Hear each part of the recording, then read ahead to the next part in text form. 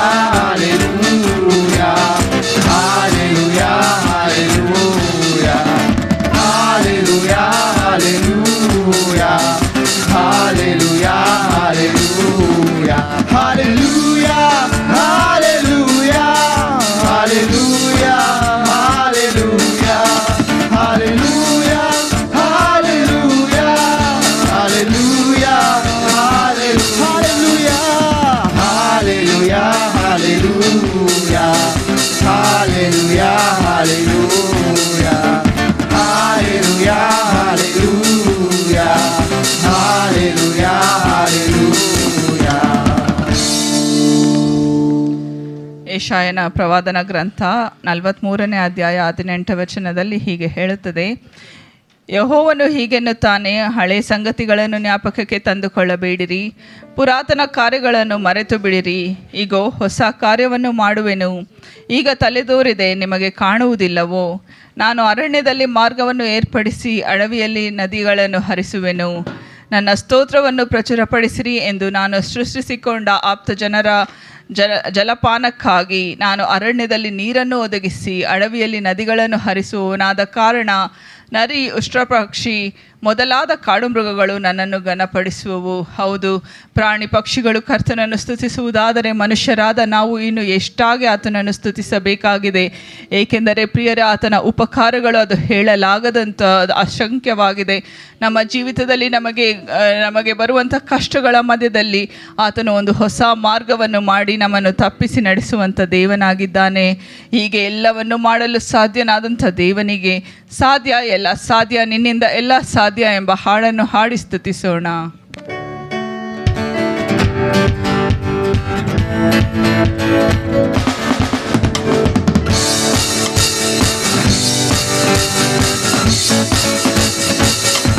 ಸಾಧ್ಯ ಸಾಧ್ಯ ಎಲ್ಲ ಸಾಧ್ಯ, ನಿನ್ನಿಂದಲೇ ಎಲ್ಲ ಸಾಧ್ಯ. ಸಾಧ್ಯ ಎಲ್ಲ ಸಾಧ್ಯ, ನಿನ್ನಿಂದಲೇ ಎಲ್ಲ ಸಾಧ್ಯ. ಅಸಾಧ್ಯವಾದದ್ದು ಅಸಾಧ್ಯವಾದದ್ದು ಇಲ್ಲ, ಅಸಾಧ್ಯವಾದದ್ದು ನಿನ್ನಿಂದ ಎಲ್ಲ ಸಾಧ್ಯ. ಹಾಲೆಲೂಯ, ನಿನ್ನಿಂದ ಎಲ್ಲ ಸಾಧ್ಯ. ಸಾಧ್ಯ ಸಾಧ್ಯ ಎಲ್ಲ ಸಾಧ್ಯ, ನಿನ್ನಿಂದಲೇ ಎಲ್ಲ ಸಾಧ್ಯ. ಸಾಧ್ಯ ಎಲ್ಲ ಸಾಧ್ಯ, ನಿನ್ನಿಂದಲೇ ಎಲ್ಲ ಸಾಧ್ಯ. ಹೇಳಲಾಗದಂತ ಅದ್ಭುತ ಮಾಡುವೆ ನೀನು ಅಪ್ಪ, ನೀನು ಎಣಿಸಲಾಗದ ಅತಿಶಯ ಮಾಡುವೆ ನೀನು ಅಪ್ಪ, ನೀನು ಹೇಳಲಾಗದಂತ ಅದ್ಭುತ ಮಾಡುವೆ ನೀನು ಅಪ್ಪ, ನೀನು ಎಣಿಸಲಾಗದ ಅತಿಶಯ ಮಾಡುವೆ ನೀನು ಅಪ್ಪ, ನೀನು. ಅಪ್ಪ ನಿಮಗೆ ಸ್ತೋತ್ರ, ಯೇಸುವೇ ನಿಮಗೆ ಸ್ತೋತ್ರ. ಅಪ್ಪ ನಿಮಗೆ ಸ್ತೋತ್ರ, ಯೇಸುವೇ ನಿಮಗೆ ಸ್ತೋತ್ರ. ಅಸಾಧ್ಯವಾದದು ಒಂದು ಇಲ್ಲ, ನಿನಗೆ ಅಸಾಧ್ಯವಾದದು ಒಂದು ಇಲ್ಲ. ಅಸಾಧ್ಯವಾದದು ಒಂದು ಇಲ್ಲ, ನಿನ್ನಿಂದ ಎಲ್ಲ ಸಾಧ್ಯ. ಹಾಲೆಲೂಯ, ನಿನ್ನಿಂದ ಎಲ್ಲ ಸಾಧ್ಯ. ಒಣಗಿದ ನೆಲದಲ್ಲಿ ಜಲವನ್ನು ಹರಿಸುವೆ ನೀನು ಅಪ್ಪ, ನೀನು ಮರುಭೂಮಿಯಲ್ಲಿ ನದಿಗಳ ಹರಿಸುವೆ ನೀನು ಅಪ್ಪ, ನೀನು ಒಣಗಿದ ನೆಲದಲ್ಲಿ ಜಲವನ್ನು ಹರಿಸುವೆ ನೀನು ಅಪ್ಪ, ನೀನು ಮರುಭೂಮಿಯಲ್ಲಿ ನದಿಗಳ ಹರಿಸುವೆ ನೀನು ಅಪ್ಪ, ನೀನು. ಅಪ್ಪ ನಿಮಗೆ ಸ್ತೋತ್ರ, ಯೇಸುವೇ ನಿಮಗೆ ಸ್ತೋತ್ರ. ಅಪ್ಪ ನಿಮಗೆ ಸ್ತೋತ್ರ, ಯೇಸುವೇ ನಿಮಗೆ ಸ್ತೋತ್ರ. ಅಸಾಧ್ಯವಾದದು ಒಂದು ಇಲ್ಲ, ನಿಮಗೆ ಅಸಾಧ್ಯವಾದದು ಒಂದು ಇಲ್ಲ. ಅಸಾಧ್ಯವಾದದು ಒಂದು ಇಲ್ಲ, ನಿನ್ನಿಂದ ಎಲ್ಲ ಸಾಧ್ಯ. ಹಾಲೆಲೂಯ, ನಿನ್ನಿಂದ ಎಲ್ಲ ಸಾಧ್ಯ. ನನ್ನ ಆಕಾಂಕ್ಷೆ ನೆರವೇರಿಸುವವ ನೀನು ಅಪ್ಪ, ನೀನು ನನ್ನೆಲ್ಲ ಇಷ್ಟವ ಪೂರೈಸುವ ಆತನು ನೀನು ಅಪ್ಪ, ನೀನು ನನ್ನ ಆಕಾಂಕ್ಷೆ ನೆರವೇರಿಸುವವ ನೀನು ಅಪ್ಪ, ನೀನು ನನ್ನೆಲ್ಲ ಇಷ್ಟವ ಪೂರೈಸುವ ಆತನು ನೀನು ಅಪ್ಪ, ನೀನು.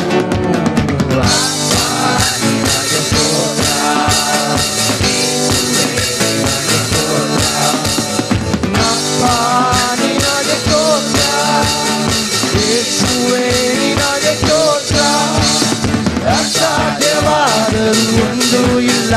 ನಿನಗೆ ಅಸಾಧ್ಯವಾದದು ಒಂದು ಇಲ್ಲ, ಅಸಾಧ್ಯವಾದದು ಒಂದು ಇಲ್ಲ. ನಿನ್ನಿಂದ ಎಲ್ಲ ಸಾಧ್ಯ, ಹಾಲೆಲೂಯಾ, ನಿನ್ನಿಂದ ಎಲ್ಲ ಸಾಧ್ಯ, ನಿನ್ನಿಂದ ಎಲ್ಲ ಸಾಧ್ಯ, ಹಾಲೆಲೂಯಾ, ನಿನ್ನಿಂದ ಎಲ್ಲ ಸಾಧ್ಯ. ನಮ್ಮ ದೇವರಿಂದ ಎಲ್ಲವೂ ಸಾಧ್ಯವೇ ಆಗಿದೆ ಪ್ರಿಯರೇ. ಆತನನ್ನು ಪ್ರೀತಿಸುವವರ ಪಕ್ಷದಲ್ಲಿ ಆತನು ಎಲ್ಲವನ್ನು ಒಳ್ಳೆಯದನ್ನಾಗೆ ಮಾಡುತ್ತಾನೆ. ನಾವು ಪ್ರಾರ್ಥಿಸುವುದಕ್ಕಿಂತಲೂ ನಾವು ನೆನೆಸುವುದಕ್ಕಿಂತಲೂ ಹೆಚ್ಚಾಗಿ ನಮ್ಮನ್ನು ಆಶೀರ್ವದಿಸಿದಂಥ ದೇವನು ಆತನಾಗಿದ್ದಾನೆ. ಕಣ್ಣು ಕಾಣಲಿಲ್ಲ, ಕಿವಿ ಕೇಳಲಿಲ್ಲ, ಆತನು ಮಾಡಿದಂಥ ಅದ್ಭುತಗಳನ್ನು ನಾವು ನೋಡುವಾಗ ಪ್ರಪಂಚದಲ್ಲಿ ಯಾವುದೇ ಒಂದು ದೇವರು ಮಾಡದಂಥ ಅದ್ಭುತಗಳನ್ನು ನಮ್ಮ ದೇವರು ಮಾಡಿದ್ದಾನೆ. ನಾವು ಗಾಢ ಅಂಧಕಾರದಲ್ಲಿ ನಡೆದರೂ, ನಾವು ದುಃಖದ ಕಣ್ಣೀರಿನ ಮಧ್ಯದಲ್ಲಿ ಇರುವಾಗಲೂ ಕರ್ತನೆ ನಮ್ಮನ್ನು ಸಂತೈಸಿ ಆತನು ನಮ್ಮನ್ನು ಬಿಡದೆ ಒಳ್ಳೆಯದನ್ನೇ ಮಾಡುವಂಥ ದೇವನು. ಅದರಿಂದ ನಾವು ನೋಡುತ್ತೇವೆ ನಮ್ಮ ದೇವರು ಸದಾ ಕಾಲವೂ ಒಳ್ಳೆಯವನೇ ಆಗಿದ್ದಾನೆ ಪ್ರಿಯರೇ. ಇಂಥ ಒಳ್ಳೆಯ ದೇವನನ್ನು ಆರಾಧಿಸುವಾಗ ಎಲ್ಲ ಒಳ್ಳೆಯದೇ ಆಗುವುದು ದೇವ ಎಂಬ ಹಾಡಿನಿಂದ ಸ್ತುತಿಸೋಣ.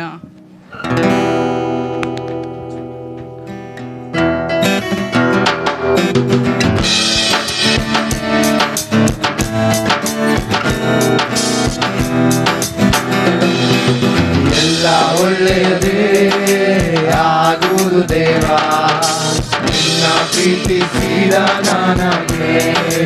ಎಲ್ಲ ಒಳ್ಳೆಯದೇ, ಎಲ್ಲ ಒಳ್ಳೆಯದೇ ಆಗುವುದು ದೇವ, ನಿನ್ನ ಪ್ರೀತಿಸಿದ ನನಗೆ. ಕಣ್ಣು ಕಾಣಲಿಲ್ಲ, ಕಿವಿ ಕೇಳಲಿಲ್ಲ, ಮನಸ್ಸು ಊರಿಸಲಿಲ್ಲ, ನೀ ನನಗಾಗಿಟ್ಟಿದನು. ಕಣ್ಣು ಕಾಣಲಿಲ್ಲ, ಕಿವಿ ಕೇಳಲಿಲ್ಲ, ಮನಸ್ಸು ಊರಿಸಲಿಲ್ಲ, ನೀ ನನಗಾಗಿಟ್ಟಿದನು. ಎಲ್ಲ ಒಳ್ಳೆಯದೇ ಆಗುವುದು ದೇವ, ನಿನ್ನ ಪ್ರೀತಿಸಿದ ನನಗೆ. ಎಲ್ಲ ಒಳ್ಳೆಯದೇ, ಎಲ್ಲ ಒಳ್ಳೆಯದೇ ಆಗುವುದು ದೇವ, ನಿನ್ನ ಪ್ರೀತಿಸಿದ ನನಗೆ. ಗಾಢಾಂಧಕಾರದಲ್ಲಿ ನಡೆದರು, ಬೆಂಕಿಯಲ್ಲಿ ಗಾಢಾಂಧಕಾರದಲ್ಲಿ ನಡೆದರು, ಬೆಂಕಿಯಲ್ಲಿ ಹಾರಲ್ಪಟ್ಟರು. ನನ್ನ ಜೊತೆಯಲ್ಲೇ ಇರುವೆ ದೇವ, ನಿನ್ನಾಟ ನನ್ನ ನೆರವೇರುವುದು. ನನ್ನ ಜೊತೆಯಲ್ಲೇ ಇರುವೆ ದೇವ, ನಿನ್ನಾಟ ನನ್ನ ನೆರವೇರುವುದು. ಕಣ್ಣು ಕಾಣಲಿಲ್ಲ, ಕಿವಿ ಕೇಳಲಿಲ್ಲ, ಮನಸ್ಸೂರಿಸಲಿಲ್ಲ, ನೀ ನನಗಾಗಿಟ್ಟಿದನು.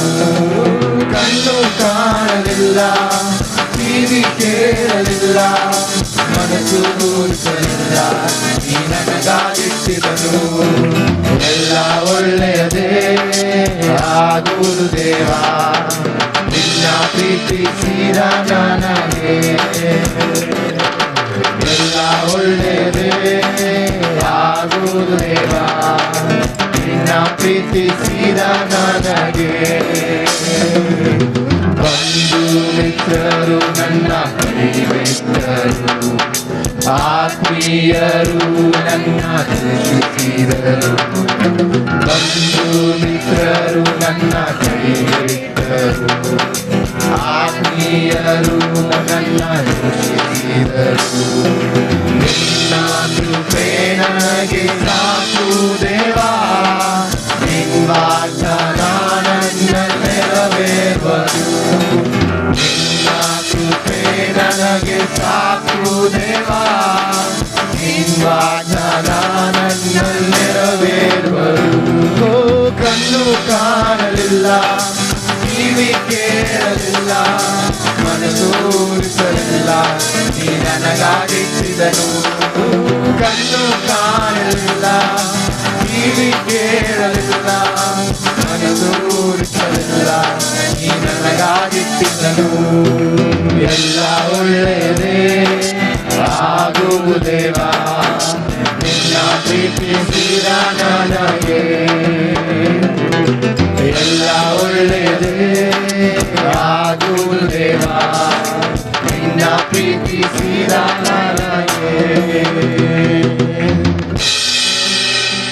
ಎಲ್ಲ ಒಳ್ಳೆಯದನ್ನೇ ಮಾಡುವ ದೇವನನ್ನು ನಾವು ಸ್ತೋತ್ರ ಮಾಡುವ ಹಾಗೆ, ಹೆಂಗಸರಲ್ಲಿ ಒಬ್ಬರು ತಮ್ಮ ವೈಯಕ್ತಿಕ ಜೀವಿತದಲ್ಲಿ ಕರ್ತನು ಮಾಡಿದಂಥ ಉಪಕಾರಗಳನ್ನು ನೆನೆಸಿ, ಕರ್ತನ ಒಂದು ಮಹತ್ತನ್ನು ನೆನೆಸಿ ದೇವರಿಗೆ ಸ್ತೋತ್ರವನ್ನು ಸಲ್ಲಿಸಬೇಕೆಂದು ಕೇಳಿಕೊಳ್ಳುತ್ತೇನೆ.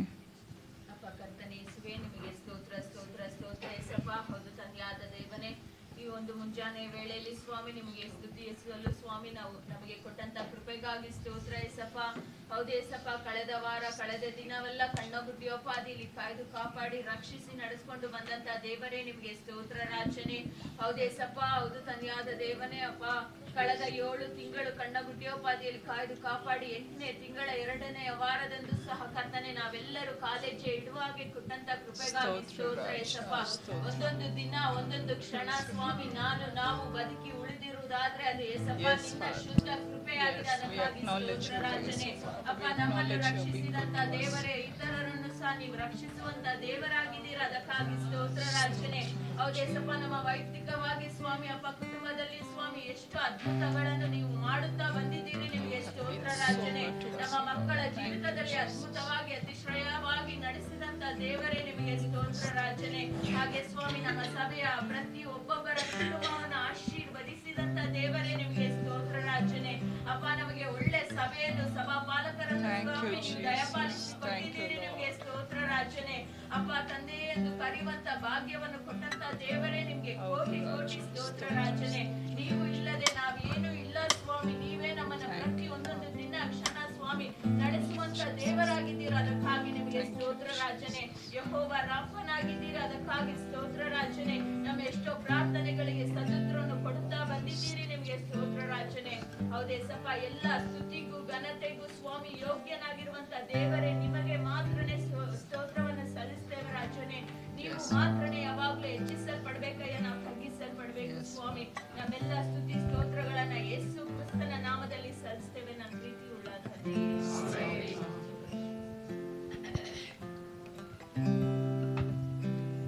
ನೀನೆ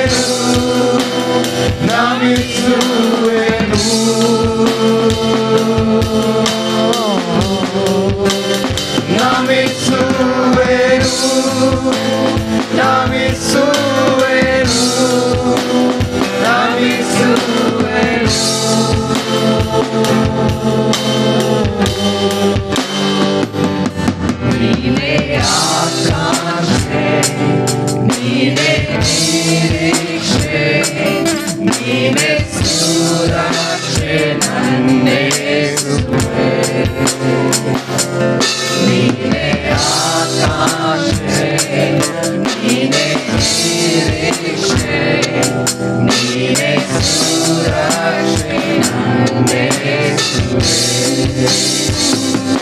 ನೀನೇ ಆಕಾಂಕ್ಷೆ, ನೀನೇ ನಿರೀಕ್ಷೆ, ನೀನೇ ಸುರಕ್ಷೆ ನಮಗೆ ಯೇಸುವೇ.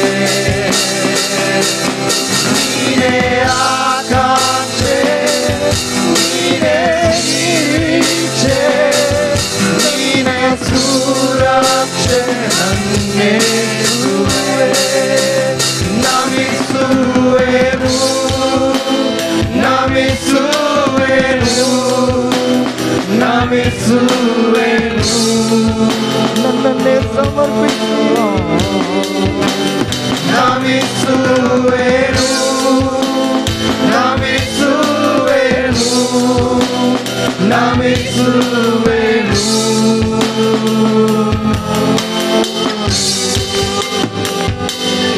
ನೀನೇ ಶಾಂತಿ, ನೀನೇ ಭಕ್ತಿ, ನೀನೇ ಸಂಗಾತಿ ನನ್ನೇ ಯೇಸುವೇ. ನೀನೇ ಶಾಂತಿ, ನೀನೇ ಭಕ್ತಿ, ನೀನೇ ಸಂಗಾತಿ ನನ್ನೇ ಯೇಸುವೇ. ನೀನೇ ಶಾಂತಿ, ನೀನೇ ಭಕ್ತಿ, ನೀನೇ ಸಂಗಾತಿ ನನ್ನೇ ಯೇಸುವೇ. ನೀನೇ ಶಾಂತಿ,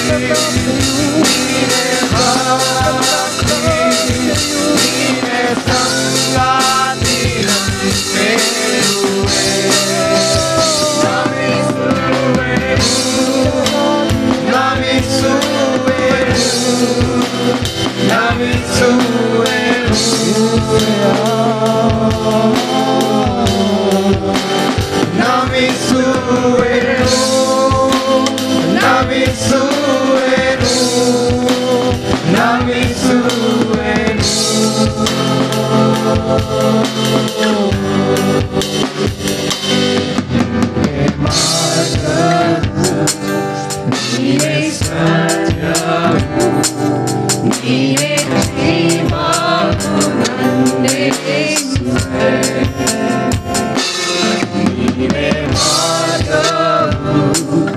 ನೀನೇ ಸಂಗಾತಿ ನನ್ನೇ ಯೇಸುವೇ. ನಮಗೆ ಜೀವವು ಮಾರ್ಗವು ಸತ್ಯವಾಗಿರುವಂಥ ದೇವನನ್ನು ಆರಾಧಿಸುವ ಹಾಗೆ ನಾವೆಲ್ಲರೂ ಎದ್ದು ನಿಂತುಕೊಂಡು ಕರ್ತನಿಗೆ ಸ್ತೋತ್ರ ಮಾಡೋಣ. ಆತನು ನಮ್ಮ ಸಂಗಾತಿಯಾಗಿ ನಮ್ಮ ಜೊತೆ ಇದ್ದದಕ್ಕಾಗಿ ಆತನನ್ನು ಸ್ತುತಿಸೋಣ. ಆತನ ನಾಮಗಳನ್ನು ಹೇಳಿ ಕರ್ತನನ್ನು ಸ್ತುತಿಸೋಣ.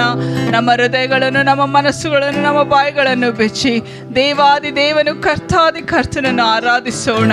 ಸ್ತೋತ್ರ ಕರ್ತನೇ. ತಂದೆಯಾದ ದೇವರೇ, ನೀನು ಎಷ್ಟು ಒಳ್ಳೆಯವನಾಗಿದೆ. ನಮಗೆ ಜೀವವು ಮಾರ್ಗವು ಸತ್ಯವಾಗಿದೆ, ಅದಕ್ಕಾಗಿ ನಿಮಗೆ ಸ್ತೋತ್ರ. Thank you Lord for your salvation. Thank you for loving us so much that you gave your only son to die for us, oh Father. Thank you Lord. ಕರ್ತನೇ, ನಿನ್ನ ಒಬ್ಬನೇ ಮಗನನ್ನು ನಮಗೋಸ್ಕರ ಕೊಟ್ಟದಕ್ಕಾಗಿ ನಾವು ನಿನಗೆ ಸ್ತೋತ್ರವನ್ನು ಸಲ್ಲಿಸ್ತೇವೆ. ನಿನ್ನ ರಕ್ತಕ್ಕಾಗಿ ಸ್ತೋತ್ರ, ನಿನ್ನ ನಾಮಕ್ಕಾಗಿ ಸ್ತೋತ್ರ, ನಿನ್ನ ಬಲಶಕ್ತಿಗಳಿಗಾಗಿ ನಾವು ನಿನಗೆ ಸ್ತೋತ್ರ.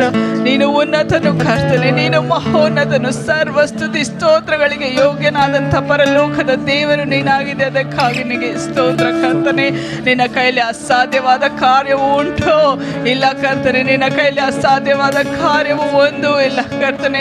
ಸರ್ವಾಧಿಕಾರವು ಯೆಹೋವನದೇ, ಯೆಹೋವನದೇ ಎಂದು ಕರ್ತನೆ ನಿನ್ನ ದೂತರೊಂದಿಗೆ ಸೇರಿ ನಾವು ಸಹ ಹೇಳುವರಾಗಿದ್ದೇವೆ. ಏಕೆಂದರೆ ನೀನು ಪರಿಶುದ್ಧನು, ಪರಿಶುದ್ಧನು, ಪರಿಶುದ್ಧನಾದಂಥ ದೇವನಾಗಿದ್ದೆ, ಅದಕ್ಕಾಗಿ ನಿನಗೆ ಸ್ತೋತ್ರ. ನಮ್ಮನ್ನು ಕಾಯುವಂಥ ದೇವನೇ, ನಮ್ಮನ್ನು ಕಾಪಾಡುವಂಥ ದೇವನೇ, ನಮ್ಮನ್ನು ಕಣ್ಮಣಿಯ ಹಾಗೆ ಕರ್ತನೆ ನೋಡಿಕೊಳ್ಳುವಂಥ ದೇವನೇ, ನಿನಗೆ ಸ್ತೋತ್ರ. ನಮ್ಮನ್ನು ಮರೆಯದಂಥ ದೇವನೇ, ತಂದೆ ತಾಯಿ ಕೈ ಬಿಟ್ಟರೇನು, ಯೆಹೋವನು ನನಗೆ ಇದ್ದಾನೆ ಎಂದು ಕೀರ್ತನೆಗಾರನು ಹೇಳುವಾಗ, ಹೌದು ಕರ್ತನೆ, ನಾವು ಸಹ ನಿನಗೆ ಸ್ತೋತ್ರವನ್ನು ಸಲ್ಲಿಸ್ತೇವೆ. ಬಂಧು ಮಿತ್ರರು ಇಲ್ಲದಿದ್ದರೂ ಕರ್ತನೆ, ನೀನು ನಮ್ಮನ್ನು ಪ್ರೀತಿಸಿದ್ದಿ, ನಮ್ಮನ್ನು ಪ್ರೀತಿಯಿಂದ ಸೆಳೆದುಕೊಂಡಿದ್ದಿ. ಅಪ್ಪ ತಂದೆ ಎಂದು ಕರೆಯುವಂಥ ಭಾಗ್ಯವನ್ನು ಕೊಟ್ಟಿದ್ದಿ. ನೀ ಮಾತ್ರ ನಮಗೆ ಸಾಕು ರಾಜ, ಏಕೆಂದರೆ ನೀನೊಬ್ಬನಲ್ಲೇ ಸಂಪೂರ್ಣತೆ ಉಂಟಲ್ಲ ರಾಜ. ನೀನೊಬ್ಬನೇ ನಮಗೆ ಸಾಕು ರಾಜ. ಯೇಸುವೆ, ನೀನೊಬ್ಬನೇ ನಮಗೆ ನಮಗೆ ಬೇಕು ರಾಜ. ಸ್ತೋತ್ರ. ಅಳಿಯುವ ಲೋಕದಲ್ಲಿ ರಾಜ ನೀನೇ ನಮ್ಮೊಟ್ಟಿಗಿದ್ದು ಕರ್ತನೆ ನಮ್ಮನ್ನು ಕಾಪಾಡುವಂಥ ದೇವನಾಗಿರುವುದಕ್ಕಾಗಿ ಸ್ತೋತ್ರ. ಸ್ತೋತ್ರ ರಾಜ.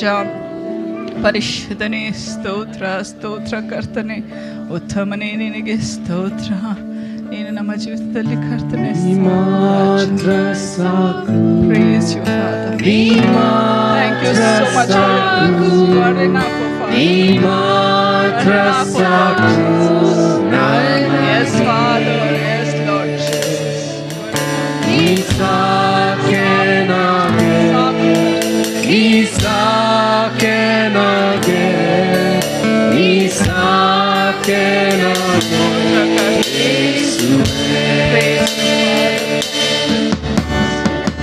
ಯೆಹೋವಾ ಈರೆ ನನ್ನನ್ನು ಕಾಯುವೆ, ನೀ ಮಾತ್ರ ಸಾಕು ನನಗೆ.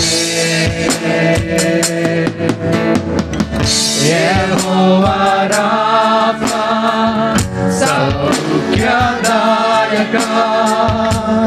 ನಿನ್ನ ಬಾಸುಂಡೆಯಿಂದ ಗುಣವಾದೆ. ಯೆಹೋವಾ ಶಮ್ಮ ಜೊತೆಗೆ ಇರುವೆ, ನನಗೆಂದಿಗೂ ಭಯವೂ ಇಲ್ಲ. ಯೆಹೋವಾ ಶಮ್ಮ ಜೊತೆಗೆ ಇರುವೆ, ನನಗೆಂದಿಗೂ ಭಯವೂ ಇಲ್ಲ.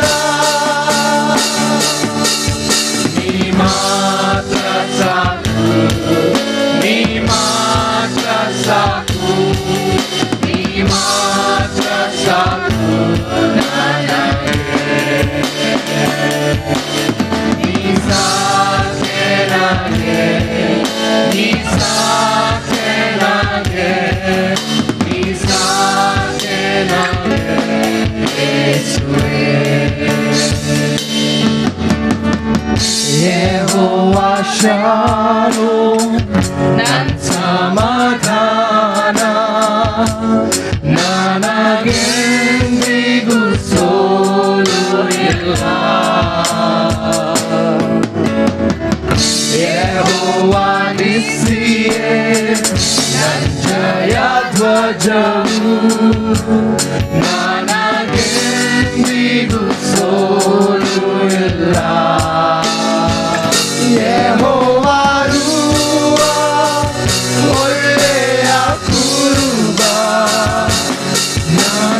ನನಗೆಂದಿಗೂ ಕೊರತೆ ಇಲ್ಲ. ಯೆಹೋವಾ ರೂವಾ ಒಳ್ಳೆಯ ಕುರುಬ, ನನಗೆಂದಿಗೂ ಕೊರತೆ ಇಲ್ಲ.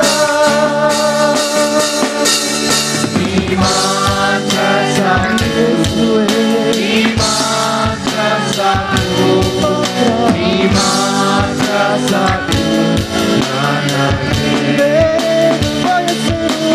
ನೀ ಸಾಕೆ ನನಗೆ, ನೀ ಸಾಕೆ ನನಗೆ, ನೀ ಸಾಕೆ ನನಗೆ ಯೇಸುವೇ. ಯೆಹೋವಾ ಮೆಚ್ಚಿದೆ ಪರಿಶುದ್ಧ ದೇವರೇ, ನೀ ಮಾತ್ರ ಸಾಕು ನನಗೆ.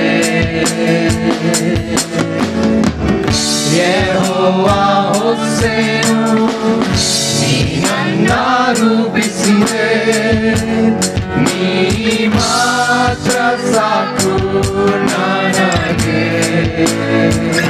ಯೆಹೋವಾ ಎಲೋಹಿ ನೀ ನನ್ನ ಕಾಣುವೆ, ನನಗೆಂದಿಗೂ ಬಾಧೆ ಇಲ್ಲ. ಯೆಹೋವಾ ಎಲೋಹಿ ನೀ ನನ್ನ ಕಾಣುವೆ, ನನಗೆಂದಿಗೂ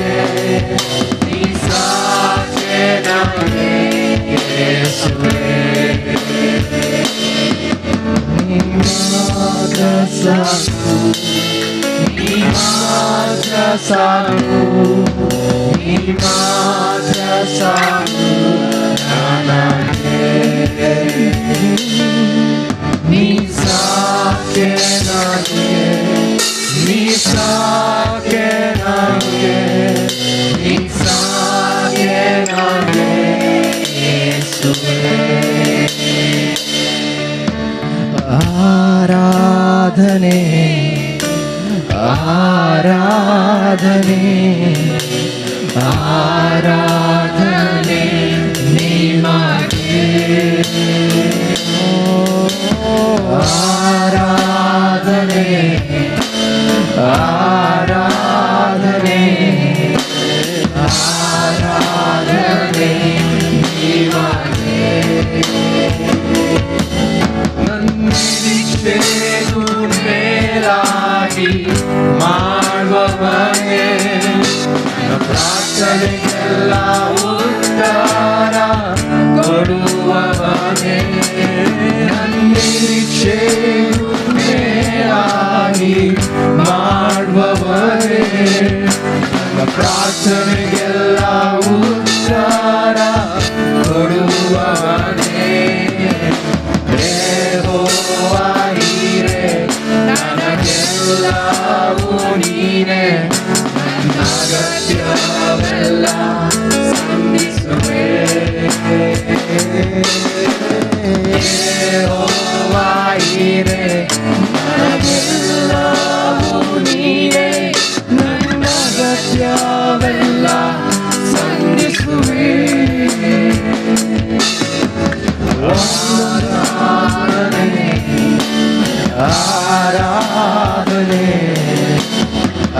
ಆರಾಧನೆ ನಿಮಗೆ ಆರಾಧನೆ ಆರಾಧನೆ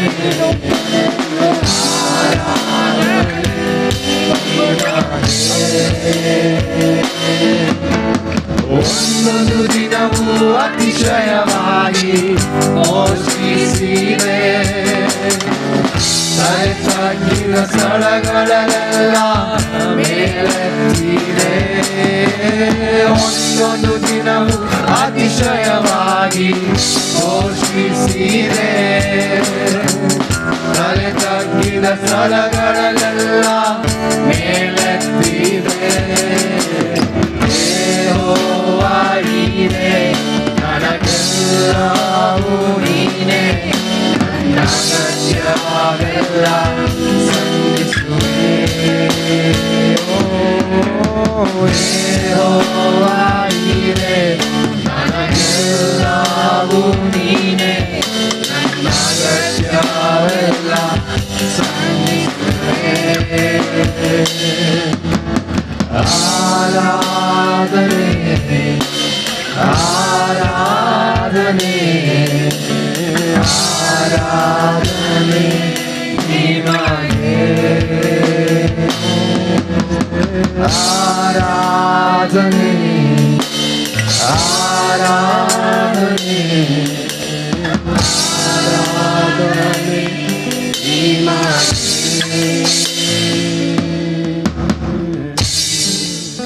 ಅಲ್ಫಾ ಒಮೇಗನಾದಂಥ ದೇವನೇ, ಪ್ರಾರಂಭವೂ ಸಮಾಪ್ತಿಯೂ ಆದಂಥ ನಮ್ಮ ಕರ್ತನೆ, ಜೀವವೂ ಮಾರ್ಗವೂ ಸತ್ಯವೂ ಆದಂಥ ದೇವನೇ, ನಿನ್ನ ಪಾದದಡಿಯಲ್ಲಿ ಒಂದು ಸಮಯದಲ್ಲಿ ಬರುತ್ತೇವೆ ರಾಜ. ನೀನು ಹೆಚ್ಚಿಸಲ್ಪಡಬೇಕು, ನಾವು ತಗ್ಗಿಸಲ್ಪಡಬೇಕು ರಾಜ. ನಮ್ಮ ಜೀವಿತಗಳನ್ನು ನಿನಗೆ ಅರ್ಪಿಸುತ್ತೇವೆ ಕರ್ತನೆ. ಈ ಜೀವಿತದಲ್ಲಿ ನಿನ್ನ ನಾಮವು ಮಹಿಮೆ ಹೊಂದಿಕೊಳ್ಳುವ ಹಾಗೆ ನೀನು ಉಪಯೋಗಿಸಿಕೋ. ನಮಗೆ ಕೊಟ್ಟಂಥ ಈ ಮುಂಜಾನೆ ಆರಾಧನೆಯ ಸಮಯಕ್ಕಾಗಿ ನಾವು ನಿನಗೆ ಸ್ತೋತ್ರವನ್ನು ಸಲ್ಲಿಸ್ತೇವೆ ರಾಜ. ಕರ್ತನೆ, ನಮ್ಮನ್ನು ಇಲ್ಲಿ ಒಟ್ಟಾಗಿ ಸೇರಿಸಿದ್ದಕ್ಕಾಗಿ ನಿನಗೆ ಸ್ತೋತ್ರ. ನಿನ್ನ ನಾಮವನ್ನು ಹೇಳಿಕೊಳ್ಳುವ ಒಂದು ಭಾಗ್ಯವನ್ನು ಕೊಟ್ಟದಕ್ಕಾಗಿ ನಾವು ನಿನಗೆ ಸ್ತೋತ್ರವನ್ನು ಸಲ್ಲಿಸ್ತೇವೆ ಕರ್ತನೆ. ಮುಂಬರುವ ಎಲ್ಲ ಭಾಗಗಳನ್ನು ನಿನ್ನ ಕೈಯಲ್ಲಿ ಅರ್ಪಿಸುತ್ತೇವೆ ರಾಜ. ನಮ್ಮ ವಾಕ್ಯದ ಮೂಲಕ ನಮ್ಮ ಹೃದಯದಲ್ಲಿ ನೀನು ಮಾತಾಡು ಕರ್ತನೆ. ಮಕ್ಕಳಿಂದ ಹಿಡಿದು ದೊಡ್ಡವರ ತನಕ ನಿನ್ನ ವಾಕ್ಯದಿಂದ ಕರ್ತನೆ ನೀನು ನಮ್ಮನ್ನು ಸಂತೈಸಿ ನಮ್ಮನ್ನು ಬಲಪಡಿಸಿ ಮುಂದೆ ನಿನಗೋಸ್ಕರ ಜೀವಿಸುವ ಹಾಗೆ ನೀನು ನಿಲ್ಲಿಸಬೇಕೆಂದು ಯೇಸು ಕ್ರಿಸ್ತರ ಹೆಸರಿನಲ್ಲಿ ಬೇಡಿಕೊಳ್ಳುತ್ತೇವೆ ತಂದೆಯೇ.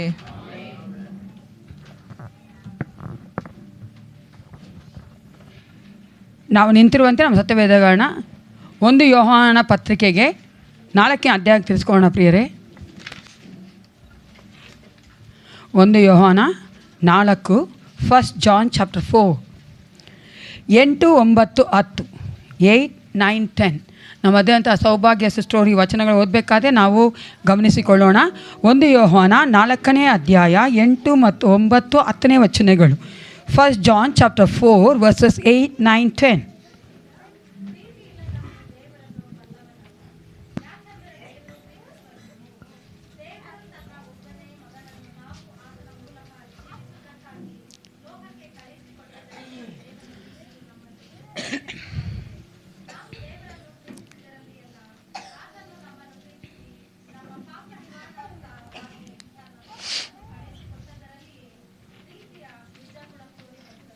ಆಮೇನ್.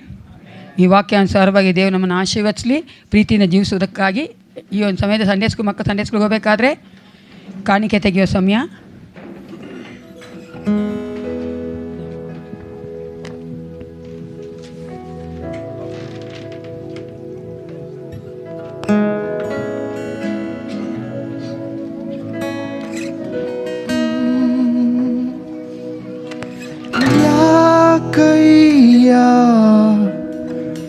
ಇಷ್ಟೊಂದು ಪ್ರೀತಿನ ಮೇಲಯ್ಯ,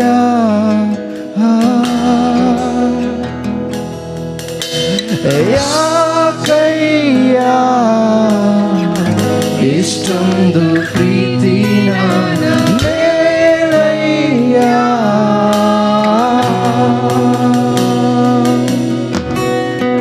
ನಾನೇನು ಕೊಡಲಿ ಈ ಪ್ರೀತಿಯ ಕಾದರು, ನನ್ನ ಪ್ರಾಣವ ಕೊಟ್ಟರು ಸಾಲದು,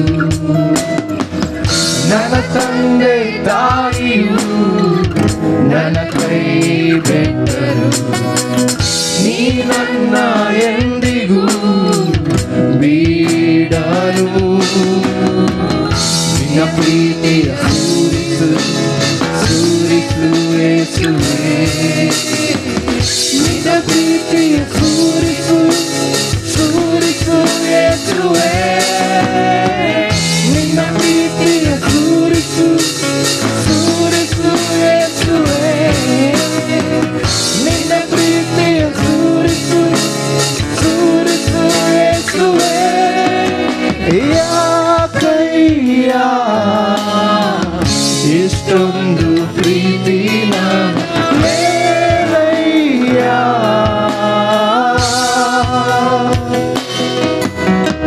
ಯಾಕಯ್ಯ ಇಷ್ಟೊಂದು ಪ್ರೀತಿನ ಮೇಲಯ್ಯ, ಸಾರುವೆ ನಾ ಸಾರುವೆ ಸಾರುವೆ ನಿನ್ನ ಪ್ರೀತಿಯ, ಸಾರುವೆ ಸಾರುವೆ ನಿನ್ನ ಪ್ರೀತಿಯ,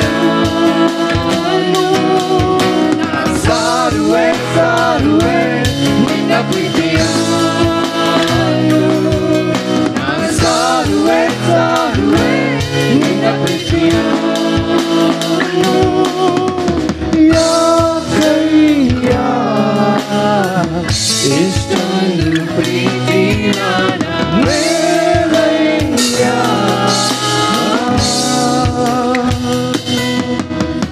ಯಾಕಯ್ಯ ಇಷ್ಟೊಂದು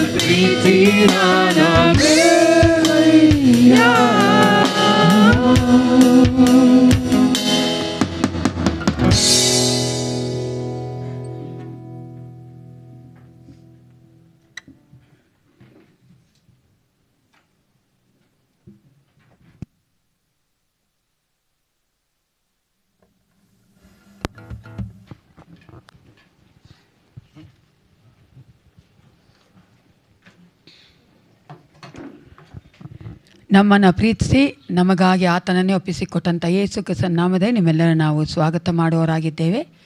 ಈ ಒಂದು ಸಮಯದಲ್ಲಿ ಈ ವಾರದಲ್ಲಿ ಯಾರೆಲ್ಲ ಜನ್ಮದಿನ ಆಚರಿಸ್ಕೊಳ್ತೀರೋ, ಮದುವೆ ದಿನ ಆಚರಿಸಿಕೊಳ್ತೀರೋ, ದಯವಿಟ್ಟು ನಿಂತ್ಕೊಂಡು ನಮಗೋಸ್ಕರವಾಗಿ ಪ್ರಾರ್ಥನೆ ಮಾಡ್ತೀವಿ. Those who are going to celebrate the birthdays and marriage anniversaries in this week, please stand up, we'll pray for you. Birthday mummy birthday, ಹಾಂ ನಿಮ್ಮ ಬರ್ತಡೆ, ಅಮ್ಮ ನಿಮ್ಮ ಬರ್ತಡೇನಾ? ಕನ್ಫ್ಯೂಸ್ ಆಗ್ಬಿಟ್ರಾ? ಮೆತ್ತಿಗೆ ಹೇಳ್ತಾ ಇದ್ದಾರೆ. ನಮ್ಮ ಮಧ್ಯಂತ ರೆವರೆಂಡ್ ಡಾಕ್ಟರ್ ನೋನ್ರಾಜ್ ಅವರು ಮುಂದೆ ಬಂದು ಇಲ್ಲಿ ನಿಂತಿರುವಂಥ ಸಹೋದರ ಸಹೋದರಿಗೋಸ್ಕರವಾಗಿ, ಅವರ ಬರ್ತಡೇಗೋಸ್ಕರವಾಗಿ, ಅದೇ ರೀತಿ ಕಾಣಿಕೆಗೋಸ್ಕರವಾಗಿ, ದೇವವಾಕ್ಯಕ್ಕೋಸ್ಕರವಾಗಿ ಪ್ರಾರ್ಥನೆ ಮಾಡ್ಕೊಂಡು ಕೇಳ್ಕೊಳ್ತೇನೆ. ಬಸವ ಮತ್ತು ಜಾಯ್ಸ್ ಅವ್ರ ತಾಯಿ, ಜಯಮ್ಮ ಮತ್ತು ವನಿತಾ ಸಿಸ್ಟರ್. ಪ್ರಾರ್ಥನೆ ಮಾಡೋಣ. ಪರಿಶುದ್ಧನು ಪರಿಶುದ್ಧನು ಪರಿಶುದ್ಧನು ಎಂಬುದಾಗಿ ಹಗಲು ರಾತ್ರಿ ದೂತಗಣಗಳ ಮೂಲಕವೂ 24 ಹಿರಿಯರ ಮೂಲಕವೂ 4 ಜೀವಿಗಳ ಮೂಲಕವೂ ಅಸಂಖ್ಯಾತ ಭಕ್ತರ ಮೂಲಕವೂ ಹೊಗಳಿಸಿಕೊಂಡು ಬರ್ತಾ ಇರುವ ನಮ್ಮ ರಕ್ಷಕನಾದ ಯೇಸು ಕ್ರಿಸ್ತನಲ್ಲಿ ನಮ್ಮನ್ನು ಪ್ರೀತಿಸಿದ ಪರಲೋಕದ ಪವಿತ್ರನಾದ ತಂದೆಯಾದ ದೇವರೇ, ಈ ಸುಂದರವಾದ ಮಾಸದ ಕರ್ತನೆ 2ನೇ ಪುನರುತ್ಥಾನದ ದಿವಸ, ವಾರದ ಮೊದಲನೇ ದಿವಸ, ನಿನ್ನ ಪ್ರೀತಿಯ ಮಕ್ಕಳು ಸೇವಕರಾದಂಥ ನಾವು ನಿನ್ನ ಸಮೀಪದಲ್ಲಿ ಬಂದು ನಿನ್ನನ್ನು ಸ್ತುತಿಸುವಂತೆ, ಕೊಂಡಾಡುವಂತೆ ಅನುಗ್ರಹ ಮಾಡಿರುವಂಥ ಈ ಒಳ್ಳೆಯ ಸಮಯಕ್ಕಾಗಿ ಸ್ತೋತ್ರಗಳನ್ನು ಸಲ್ಲಿಸ್ತೇವೆ. ಹೌದು ಸ್ವಾಮಿ, ಯಾಕೆ ನಮ್ಮನ್ನು ಇಷ್ಟಾಗಿ ಪ್ರೀತಿ ಮಾಡಿದಿ ಎಂಬುದಾಗಿ ನಾವು ಪ್ರಶ್ನಿಸುವಾಗ ಅದಕ್ಕೆ ನಿನ್ನಲ್ಲಿ ಒಂದೇ ಒಂದು ಉತ್ತರ ಇದೆ. ಕಾರಣ ನಾವು ಪಾಪಿಗಳಾಗಿದ್ದಾಗಲೂ ನಮ್ಮ ಪಾಪದಿಂದ ನಾವು ಬಿಡುಗಡೆ ಹೊಂದುವುದಕ್ಕೆ ಸಾಧ್ಯತೆ ಇರಲಿಲ್ಲ. ಹಾಗಾಗಿ ನಿತ್ಯ ನಾಶನಕ್ಕೆ ನಾವು ಪಾತ್ರರಾಗಬೇಕಾಗಿತ್ತು. ಅದರಿಂದ ತಪ್ಪಿಸಬೇಕು ಅನ್ನುವಂಥ ಒಂದೇ ಒಂದು ಉದ್ದೇಶಕ್ಕೋಸ್ಕರವಾಗಿ ನೀನು ನಮ್ಮನ್ನು ಸೃಷ್ಟಿ ಮಾಡಿದವನಾದ ಕಾರಣ, ನಮ್ಮ ತಂದೆಯಾಗಿರುವಂಥವನಾದ ಕಾರಣ, ನಮ್ಮನ್ನು ರಕ್ಷಿಸುವುದಕ್ಕಾಗಿ ಯೇಸು ಎಂಬ ಹೆಸರಿನಲ್ಲಿ ಈ ಲೋಕದೊಳಗೆ ಜನಿಸಿ ಬಂದು ನಿನ್ನ ಪ್ರಾಣವನ್ನು ಅರ್ಪಿಸಿ ನಮ್ಮ ಪ್ರಾಣಗಳನ್ನು ಉಳಿಸಿಕೊಂಡಿದ್ದಿ. ಅದಕ್ಕಾಗಿ ನಿನಗೆ ವಂದನೆಗಳನ್ನು ಸಲ್ಲಿಸ್ತೇವೆ ಕರ್ತನೇ. ಈ ವಿಶೇಷವಾದಂಥ ಸಂದರ್ಭದಲ್ಲಿ ನಿನ್ನ ಪ್ರಿಯ ಸೇವಕರು ಮಕ್ಕಳು ಆಗಿರುವ ನಾವು ನಿನ್ನ ಸಮ್ಮುಖದಲ್ಲಿ ತೆಗೆದುಕೊಂಡು ಬಂದಿರುವಂಥ ಈ ಪರಿಶುದ್ಧ ಕಾಣಿಕೆಗಳಿಗಾಗಿ ನಿನಗೆ ವಂದನೆಗಳನ್ನು ಸಲ್ಲಿಸ್ತೇವೆ. ದಶಮ ಭಾಗಗಳಿಗಾಗಿ ನಿನಗೆ ವಂದನೆಗಳನ್ನು ಸಲ್ಲಿಸ್ತೇವೆ ಕರ್ತನೆ. ಈ ಕಾಣಿಕೆಯು ಕರ್ತನೆ ನಿನ್ನ ರಾಜ್ಯದ ವಿಸ್ತಾರಕ್ಕೋಸ್ಕರವಾಗಿ, ಸಭೆಯ ಪ್ರಯೋಜನಾರ್ಥವಾಗಿ ಉಪಯೋಗವಾಗುವಂತೆ ಕೃಪೆಯನ್ನು ದಯಪಾಲಿಸಿಕೊಡು. ಕೊಟ್ಟಂಥ ಪ್ರತಿಯೊಂದೊಂದು ಕೈಗಳನ್ನು ಆಶೀರ್ವದಿಸು ಸ್ವಾಮಿ. ಅವರ ಕೈ ಕೆಲಸಗಳನ್ನು ಸಫಲಪಡಿಸು. ಅವರ ಜೀವಿತದ ಮುಂದಿನ ಎಲ್ಲ ದಿನಗಳಲ್ಲಿಯೂ ಕೂಡ ಶುಭವೂ ಕೃಪೆಯು ಹಿಂಬಾಲಿಸುವಂತೆ ಸಹಾಯ ಮಾಡು. ಅವರ ಕರ್ತನೆ ಪುಟ್ಟಿಯಲ್ಲಿರುವಂಥ ಹಿಟ್ಟು ತೀರದ ಹಾಗೆ, ಮಿಗೆಯಲ್ಲಿರುವಂಥ ಎಣ್ಣೆಯು ಮುಗಿಯದ ಹಾಗೆ, ಅವರ ಕೆಲಸ ಕಾರ್ಯಗಳಲ್ಲಿ ಸಫಲತೆಯನ್ನು, ಅವರ ಎಲ್ಲ ವಿಧವಾದಂಥ ಪ್ರಯತ್ನಗಳಲ್ಲಿ, ಪ್ರಯಾಸಗಳಲ್ಲಿ, ಪ್ರಾರ್ಥನೆಗಳಲ್ಲಿ ಜಯವನ್ನು ಅನುಗ್ರಹ ಮಾಡೆಂಬುದಾಗಿ ಬೇಡಿಕೊಳ್ಳುವಂಥವನಾಗಿದ್ದೇನೆ. ಮತ್ತೊಂದು ಆವರ್ತಿ ಸ್ವಾಮಿ, ಈ ದಿವಸ ತಮ್ಮ ಜನ್ಮದಿನಗಳನ್ನು, ಮದುವೆಯ ವಾರ್ಷಿಕೋತ್ಸವದ ದಿನಗಳನ್ನು ಕಂಡಂಥ ನಿನ್ನ ಪ್ರಿಯ ಮಕ್ಕಳು ನಿನ್ನ ಸಮ್ಮುಖದಲ್ಲಿ ನಿಂತಿದ್ದಾರೆ ಸ್ವಾಮಿ. ಅವರೆಲ್ಲರನ್ನು ಕೂಡ ಈ ಸಮಯದಲ್ಲಿ ನಿನ್ನ ಕೃಪಾಹಸ್ತದಲ್ಲಿ ಮರೆ ಮಾಡ್ತಾ ಇದ್ದೇವೆ. ವಿಶೇಷವಾಗಿ ಸಹೋದರಿ ಜಾಯ್ಸ್ ಅವರನ್ನು ಮತ್ತು ಅವರ ಕುಟುಂಬದ ಎಲ್ಲ ಸದಸ್ಯರನ್ನು, ಮಕ್ಕಳನ್ನು ನಿನ್ನ ಪವಿತ್ರ ಹಸ್ತದಲ್ಲಿ ಮರೆ ಮಾಡಿಕೊಂಡು ಅವರ ಮೂಲಕವಾಗಿ ಈ ದಿನದವರೆಗೂ ನೀನು ಮಹಿಮೆ ಹೊಂದಿದ್ದಿ. ಅದಕ್ಕಾಗಿ ಸ್ತೋತ್ರ ಸ್ವಾಮಿ. ಅವರ ಮನೆಯಲ್ಲಿ ನೀನಿದ್ದು ನಿನ್ನ ಕೃಪೆಗೆ ಅವರೆಲ್ಲರನ್ನು ಕೂಡ ಪಾತ್ರರನ್ನಾಗಿ ಮಾಡಿ ನಿನ್ನ ಸನ್ನಿಧಿಯ ಸೇವೆ ಮಾಡುತ್ತಾ ಅವರ ಮೂಲಕ ಅನೇಕ ಆತ್ಮಗಳನ್ನು ರಕ್ಷಿಸಿದ್ದಿ. ಅದಕ್ಕಾಗಿ ನಿನಗೆ ವಂದನೆಗಳನ್ನು ಸಲ್ಲಿಸ್ತೇವೆ. ಮುಂದಿನ ದಿನಗಳಲ್ಲಿ ಅವರನ್ನು, ಅವರ ತಾಯಿ ತಂದೆಯವರನ್ನು, ಕುಟುಂಬ ಮಕ್ಕಳನ್ನು, ಸೊಸೆಯನ್ನು ನಿನ್ನ ಪರಿಶುದ್ಧ ಹಸ್ತಗಳಲ್ಲಿ ಮರೆ ಮಾಡಿಕೊಂಡು ನಿನ್ನ ಮಹಿಮೆಗಾಗಿ ಉಪಯೋಗಿಸಿಕೊ ಎಂಬುದಾಗಿ ಪ್ರಾರ್ಥಿಸುವಂಥವರಾಗಿದ್ದೇವೆ ಕರ್ತನೆ. ಅವನ ಪ್ರಾಯದಲ್ಲಿ ಕಾಲಿಟ್ಟಂಥ ಮಗನಾದ ಬಸವನನ್ನು ನಿನ್ನ ಕರೆಗಳಲ್ಲಿ ಒಪ್ಪಿಸಿಕೊಡ್ತಾ ಇದ್ದೇವೆ ಸ್ವಾಮಿ. ಆ ಮಗನ ಪಕ್ಷದಲ್ಲಿ, ಅವರ ತಂದೆ ತಾಯಿಗಳ ಪಕ್ಷದಲ್ಲಿ, ಅವರ ಒಡ ಹುಟ್ಟಿದವರ ಪಕ್ಷದಲ್ಲಿ ನೀನು ಇದುವರೆಗೂ ಕೃಪೆಯನ್ನು ತೋರಿಸುತ್ತಾ ಆ ಕುಟುಂಬವು ರಕ್ಷಿಸಲ್ಪಡುವಂತೆ, ದೇವಜನರ ಕುಟುಂಬವಾಗಿ ಆತ್ಮೀಯವಾಗಿ ಬೆಳೆಯುವಂತೆ ಸಹಾಯ ಮಾಡ್ತಾ ಇದ್ದಿ. ಅದಕ್ಕಾಗಿ ನಿನಗೆ ವಂದನೆ ಸಲ್ಲಿಸ್ತೇವೆ. ಕುಟುಂಬದ ಕೊರತೆಗಳನ್ನು ನೀಗಿಸುವಂಥ ದೇವರೇ, ಮುಂದಿನ ದಿನಗಳಲ್ಲಿಯೂ ಕೂಡ ನೀನು ತಾನೇ ಅವರ ಪಕ್ಷದಲ್ಲಿದ್ದು ನಿನ್ನ ಪ್ರಭಾವದ ಐಶ್ವರ್ಯಕ್ಕೆ ತಕ್ಕ ಹಾಗೆ ಅವರ ಕೊರತೆಗಳನ್ನು ನೀಗಿಸು ಸ್ವಾಮಿ. ಯವನ ಪ್ರಾಯದ ಮಗನನ್ನು ಅದ್ಭುತವಾದಂಥ ರೀತಿಯಿಂದ ನಿನ್ನ ಕರಗಳಲ್ಲಿ ಚಿತ್ರಿಸಿಕೊಂಡು ಅವನ ಭವಿಷ್ಯತ್ತನ್ನು ರೂಪಿಸೆಂಬುದಾಗಿ ಪ್ರಾರ್ಥಿಸುವಂಥವರಾಗಿದ್ದೇವೆ. ಕಣ್ಣು ಕಾಣದ, ಕಿವಿ ಕೇಳದ, ಹೃದಯ ಗ್ರಹಿಸದ ಎಲ್ಲವುಗಳನ್ನು ಆ ಮಗನು 2 ಕೈಗಳಿಂದ ಪಡೆದುಕೊಳ್ಳಲಿಕ್ಕಾಗುವಂತೆ ನೀನು ತಾನೇ ಸಹಾಯವನ್ನು ಅನುಗ್ರಹ ಮಾಡು ಕರ್ತನೆ. ಜಯಮ್ಮನವರನ್ನು ಈ ಸಮಯದಲ್ಲಿ ಜ್ಞಾಪಕ ಮಾಡಿಕೊಳ್ಳುತ್ತಾ ಇದ್ದೇವೆ. ಅವರಿಗೆ ಕೊಟ್ಟಂಥ ಸಂತಾನಕ್ಕಾಗಿ ನಿನಗೆ ವಂದನೆಗಳನ್ನು ಸಲ್ಲಿಸ್ತೇವೆ. ಅವರ ಜೀವಿತಕ್ಕಾಗಿ ನಿನಗೆ ವಂದನೆಗಳನ್ನು ಸಲ್ಲಿಸ್ತೇವೆ. ನಿನ್ನನ್ನು ಕಂಡುಕೊಂಡಂಥ ದಿನದಿಂದ ಹಿಡಿದು ಇಲ್ಲೇ ತನಕ ನಿನಗಾಗಿ ಜೀವಿಸುವಂತೆ ಅವರನ್ನು ಅದ್ಭುತವಾದಂಥ ರೀತಿಯಲ್ಲಿ ವಾಕ್ಯದಲ್ಲಿ ಬಲಪಡಿಸ್ತಾ ಇದ್ದಿ, ವಿಶ್ವಾಸದಲ್ಲಿ ಬೇರೂರಿ ನಿಂತುಕೊಳ್ಳುವಂತೆ ಸಹಾಯ ಮಾಡಿದ್ದಿ, ಸಭೆಯಲ್ಲಿ ಒಂದು ಅಂಗವಾಗಿ ಅನೇಕರಿಗೆ ಪ್ರಯೋಜನವಾಗುವಂತೆ ಕೃಪೆ ಕೊಟ್ಟಿದ್ದಿ. ಅದಕ್ಕಾಗಿ ನಿನಗೆ ಸ್ತೋತ್ರ ಸ್ವಾಮಿ. ಅವರಿಗೆ ಒಳ್ಳೆಯ ಆರೋಗ್ಯವನ್ನು ದಯಪಾಲಿಸಿಕೊಡು. ಕಣ್ಣಿನಲ್ಲಿರುವಂಥ ಸಮಸ್ಯೆ ಆಗಿದ್ದಿರಬಹುದು, ಶರೀರದಲ್ಲಿರುವಂಥ ಎಲ್ಲ ಬಲಹೀನತೆಗಳಾಗಿರ್ಬೋದು, ಯೇಸು ನಾಮದಲ್ಲಿ ಗದರಿಸ್ತಾ ಇದ್ದೇವೆ ಕರ್ತನೆ. ನೀನು ತಾನೇ ಅವರಿಗೆ ಒಳ್ಳೆಯ ಆರೋಗ್ಯವನ್ನು ಕೊಟ್ಟು ಕರ್ತನೆ ಕುಟುಂಬದಲ್ಲಿರ್ತಕ್ಕಂಥ ಎಲ್ಲ ಮಕ್ಕಳೊಂದಿಗೂ ಸೊಸೆ ಮೊಮ್ಮಕ್ಕಳೊಂದಿಗೂ ನಿನ್ನನ್ನು ಸೇವಿಸುತ್ತಾ ಇನ್ನೂ ಹೆಚ್ಚಾಗಿ ನಿನ್ನನ್ನು ಘನಪಡಿಸುವ ಹಾಗೆ ಕೃಪೆ ಕೊಡು. ಮತ್ತೊಂದು ಆವರ್ತಿ ಸಹೋದರಿ ವನಿತಾ ಅವರನ್ನು, ಅವರ ಕುಟುಂಬದವರನ್ನು, ಮಕ್ಕಳನ್ನು ಜ್ಞಾಪಕ ಮಾಡಿಕೊಳ್ಳುವಂಥವರಾಗಿದ್ದೇವೆ ಸ್ವಾಮಿ. ಅವರ ಜೀವಿತದಲ್ಲಿ ನೀನು ಇಮ್ಮಾನುವೇಲನಾಗಿದ್ದು ಇಲ್ಲಿಯವರೆಗೂ ನಡೆಸಿದ್ದಿ, ಅದಕ್ಕಾಗಿ ಸ್ತೋತ್ರ. ಮುಂದೆಯೂ ಕೂಡ ನಿನ್ನ ಕೃಪೆ, ನಿನ್ನ ಕನಿಕರಗಳನ್ನು ಅನುಗ್ರಹಿಸು ಸ್ವಾಮಿ. ಅವರು ಯಾವುದಕ್ಕಾಗಿ ಪ್ರಾರ್ಥನೆ ಮಾಡ್ತಾ ಇದ್ದಾರೋ ಆ ಪ್ರಾರ್ಥನೆಗೆ ಉತ್ತರವನ್ನು ದಯಪಾಲಿಸು ಸ್ವಾಮಿ. ಅವರ ಕುಟುಂಬ ಮಕ್ಕಳು ರಕ್ಷಣೆಯ ಆನಂದವನ್ನು ಅನುಭವಿಸಲಿಕ್ಕಾಗುವಂತೆ ಸಹಾಯವನ್ನು ದಯಪಾಲಿಸಿಕೊಡು. ಅವರಿಗೆ ವಿರುದ್ಧವಾಗಿ ಹೇಳುವಂಥ ಎಲ್ಲ ಆಯುಧಗಳನ್ನು ಯೇಸು ನಾಮದಲ್ಲಿ ಬಂಧಿಸ್ತೇವೆ ಕರ್ತನೆ. ಈ ಪ್ರಕಾರವಾಗಿ ಅವರ ಜೀವಿತವು ನಿನ್ನ ಮಹಿಮೆಗೋಸ್ಕರವಾಗಿ ಉಪಯೋಗವಾಗುವಂತೆ ಕೃಪೆ ಕೊಡು ಕರ್ತನೆ. ನಮಗೆ ಗೊತ್ತಿಲ್ಲದ ಹಾಗೆ ಯಾರಾದರೂ ಈ ವಾರ ತಮ್ಮ ಜನ್ಮದಿನಗಳನ್ನು, ವಿವಾಹ ವಾರ್ಷಿಕೋತ್ಸವದ ದಿನಗಳನ್ನು ಆಚರಿಸಿಕೊಳ್ಳತಕ್ಕಂಥವರಾಗಿದ್ದರೆ ಅಂಥವರೆಲ್ಲರನ್ನು ಕೂಡ ನಿನ್ನ ಕೃಪಾ ಸಿಂಹಾಸನದ ಮುಂದೆ ಜ್ಞಾಪಕ ಮಾಡಿಕೊಳ್ತಾ ಇದ್ದೇವೆ. ಮುಂದಿನ ಭಾಗವನ್ನು ಕರ್ತನೆ ನಿನ್ನ ಕರಗಳಲ್ಲಿ ಒಪ್ಪಿಸಿಕೊಡ್ತಾ ಇದ್ದೇವೆ. ಅಪ್ಪ, ಈ ದಿವಸ ನಿನ್ನ ವಾಕ್ಯಗಳನ್ನು ಅನುಗ್ರಹಿಸು.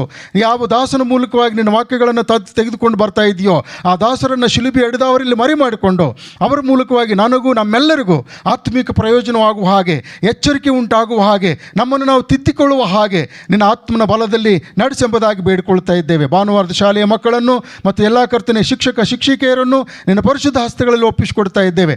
ಆಶೀರ್ವದಿಸು ಸ್ವಾಮಿ. ಇವತ್ತು ನಮಗೆ ಗೊತ್ತಿಲ್ಲದಾಗ ಯಾರಾದರೂ ಕಾಯಿಲೆಗಳಿಂದ, ಬಾಧೆಗಳಿಂದ, ಕಣ್ಣೀರಿನಿಂದ ಬಂದಂಥವರಾಗಿದ್ದ ಪಕ್ಷದಲ್ಲಿ ಅವರೆಲ್ಲರ ಕಣ್ಣೀರನ್ನು, ಅವರೆಲ್ಲರ ಬಾಧೆಗಳನ್ನು, ಅವರೆಲ್ಲರ ಅನಾರೋಗ್ಯಗಳನ್ನು ಯೇಸು ನಾಮದಲ್ಲಿ ತೆಗೆದುಹಾಕು ಕರ್ತನೆ. ಈ ಪ್ರಕಾರವಾಗಿ ಸಭೆ ಆಶೀರ್ವದಿಸಲ್ಪಟ್ಟಂಥ ಸಭೆಯಾಗಿ, ಭೂಮಿಗೆ ಉಪ್ಪಾಗಿ, ಲೋಕಕ್ಕೆ ಬೆಳಕಾಗಿ ಜೀವಿಸುವುದಕ್ಕಾಗಿ ಸಹಾಯ ಮಾಡು. ಪ್ರಾರ್ಥನೆ ಕೇಳಿದ್ದಕ್ಕಾಗಿ ಸ್ತೋತ್ರ. ಯೇಸುವಿನ ನಾಮದಲ್ಲಿ ತಂದೆಯೇ, ಆಮೇನ್.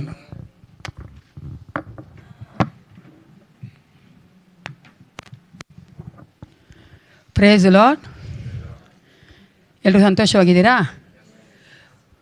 ಹೊರಗಡೆ ಇರೋರು ಇಲ್ಲಿ ಒಂದು 2-3 ಚೇರ್ ಇದೆ, ದಯವಿಟ್ಟು ಬಂದು ಕೂತ್ಕೊಬೋದು. ಯಾಕಂದರೆ ಆವಾಗ ಜಾಗ ಇರಲಿಲ್ಲ, ಇವಾಗ ಜಾಗ ಇದೆ. ದಯವಿಟ್ಟು ಬಂದು ಕೂತ್ಕೊಳ್ಳಿ. ಹೊರಗಡೆ ನಿಂತ್ಕೊಂಡಿರೋರು ಒಡೆ ಬಂದು ಕೂತ್ಕೋಬೋದು. ಈಗ ನಾವು ಈ ವಾರದ ಪ್ರಕಟಣೆ ಕೇಳಿಸ್ಕೊಳ್ಳೋಣ. ಟೈಟಸ್ ಅವ್ರ ಮುಂದೆ ಬಂದು ಪ್ರಕಟಣೆ ಕೊಡಬೇಕು ಹೇಳ್ಕೊಳ್ತೇನೆ.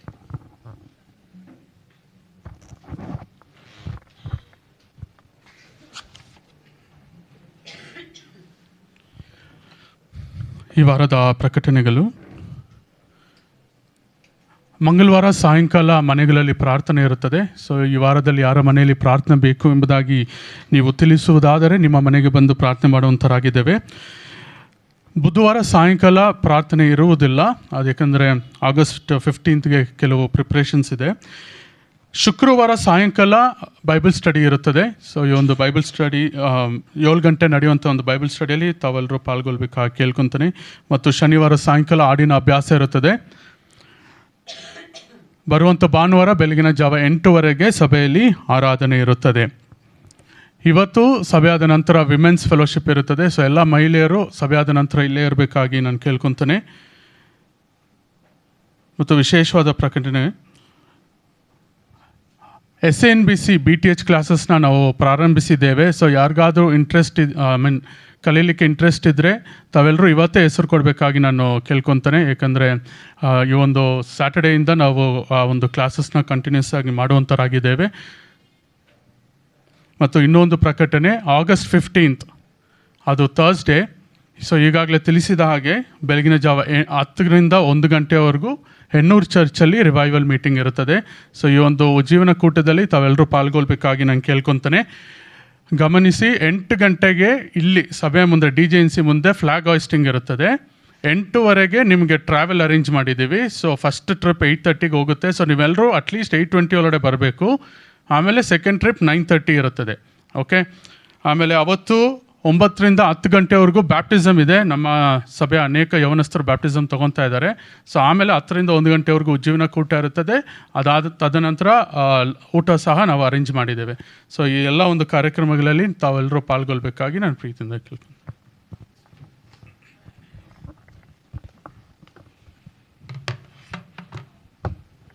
ಯಾರೆಲ್ಲ ಅನೌನ್ಸ್ಮೆಂಟ್ನ ಸರಿಯಾಗಿ ಕೇಳಿಸ್ಕೊಂಡಿಲ್ಲ. Alleluia, good good, not bad, good good. ಯಾಕಂದರೆ ಅನೌನ್ಸ್ಮೆಂಟ್ ಕೇಳಿಸ್ಕೊಂಡಿದ್ದೀವಿ, ಈ ಕಿವಿಲ್ ಕೇಳಿ ಆ ಕಿವಿಲ್ ಬೀಳೋದಲ್ಲ ಪ್ರಿಯರೇ. ದಯವಿಟ್ಟು ಅರ್ಥ ಮಾಡ್ಕೊಳ್ಳಿ. ಸಭೆಯಲ್ಲಿ ನಡೆಯುವಂಥ ಕಾರ್ಯಕ್ರಮದಲ್ಲಿ ನೀವೆಲ್ಲರೂ ಸಕ್ರಿಯವಾಗಿ ಭಾಗವಹಿಸಬೇಕು ಅಂತ ನಾವು ಆಸೆ ಪಡುವವರಾಗಿದ್ದೇವೆ. ದೇವರು ಅದರ ಮೂಲಕವಾಗಿ ನಿಮ್ಮನ್ನು ಆಶೀರ್ವದಿಸುವ ಆತನಾಗಿದ್ದಾನೆ. ಆದ್ದರಿಂದ ನಾವು ಒಂದು ಚರ್ಚಿಗೆ ಮೆಂಬರ್ ಆಗಿದ್ದೇವೆ ಅಂದರೆ we have to participate and involve in the programmes. ಯಾವುದೆಲ್ಲ ಕಾರ್ಯಗಳು ನಾವು ಮಾಡ್ತೀವೋ ಅದರಲ್ಲಿ ನೀವು ಸಹ ಭಾಗವಹಿಸಬೇಕು ಅಂತ ನಾವು ನಿಮ್ಮನ್ನು ಪ್ರೀತಿಯಿಂದ ಕೇಳ್ಕೊಳ್ತೇವೆ. ಈಗ ನಾವು ಮುಖ್ಯವಾದ ಭಾಗ ಬಂದಿದ್ದೇವೆ, ವಾಕ್ಯ ಕೇಳುವಂಥ ಭಾಗ. ದೇವರ ವಾಕ್ಯವನ್ನು ಕೇಳಿ ನನ್ನ ಜೀವಿತವನ್ನು ಬದಲಾಯಿಸಿಕೊಳ್ಳುತ್ತೇನೆ ಅಂದವರೆಲ್ಲ ಪ್ರೈಸ್ ದಿ ಲಾರ್ಡ್.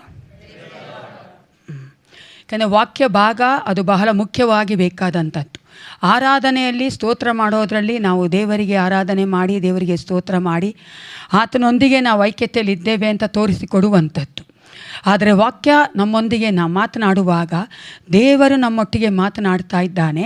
ನಾವು ಅದಕ್ಕೆ ಒಪ್ಪಿಸಿಕೊಟ್ಟವರಾಗಿ ಅದರಂತೆ ಜೀವಿತವನ್ನು ಬದಲಾಯಿಸಿಕೊಳ್ಳಬೇಕು ಪ್ರಿಯರೇ. ಈ ಲೋಕದಲ್ಲಿ ನಮ್ಮನ್ನು ಬದಲಾಯಿಸುವುದಕ್ಕೆ ಆಗುತ್ತದೆ ಅಂದರೆ ಅದು ದೇವರ ವಾಕ್ಯ ಒಂದೇ.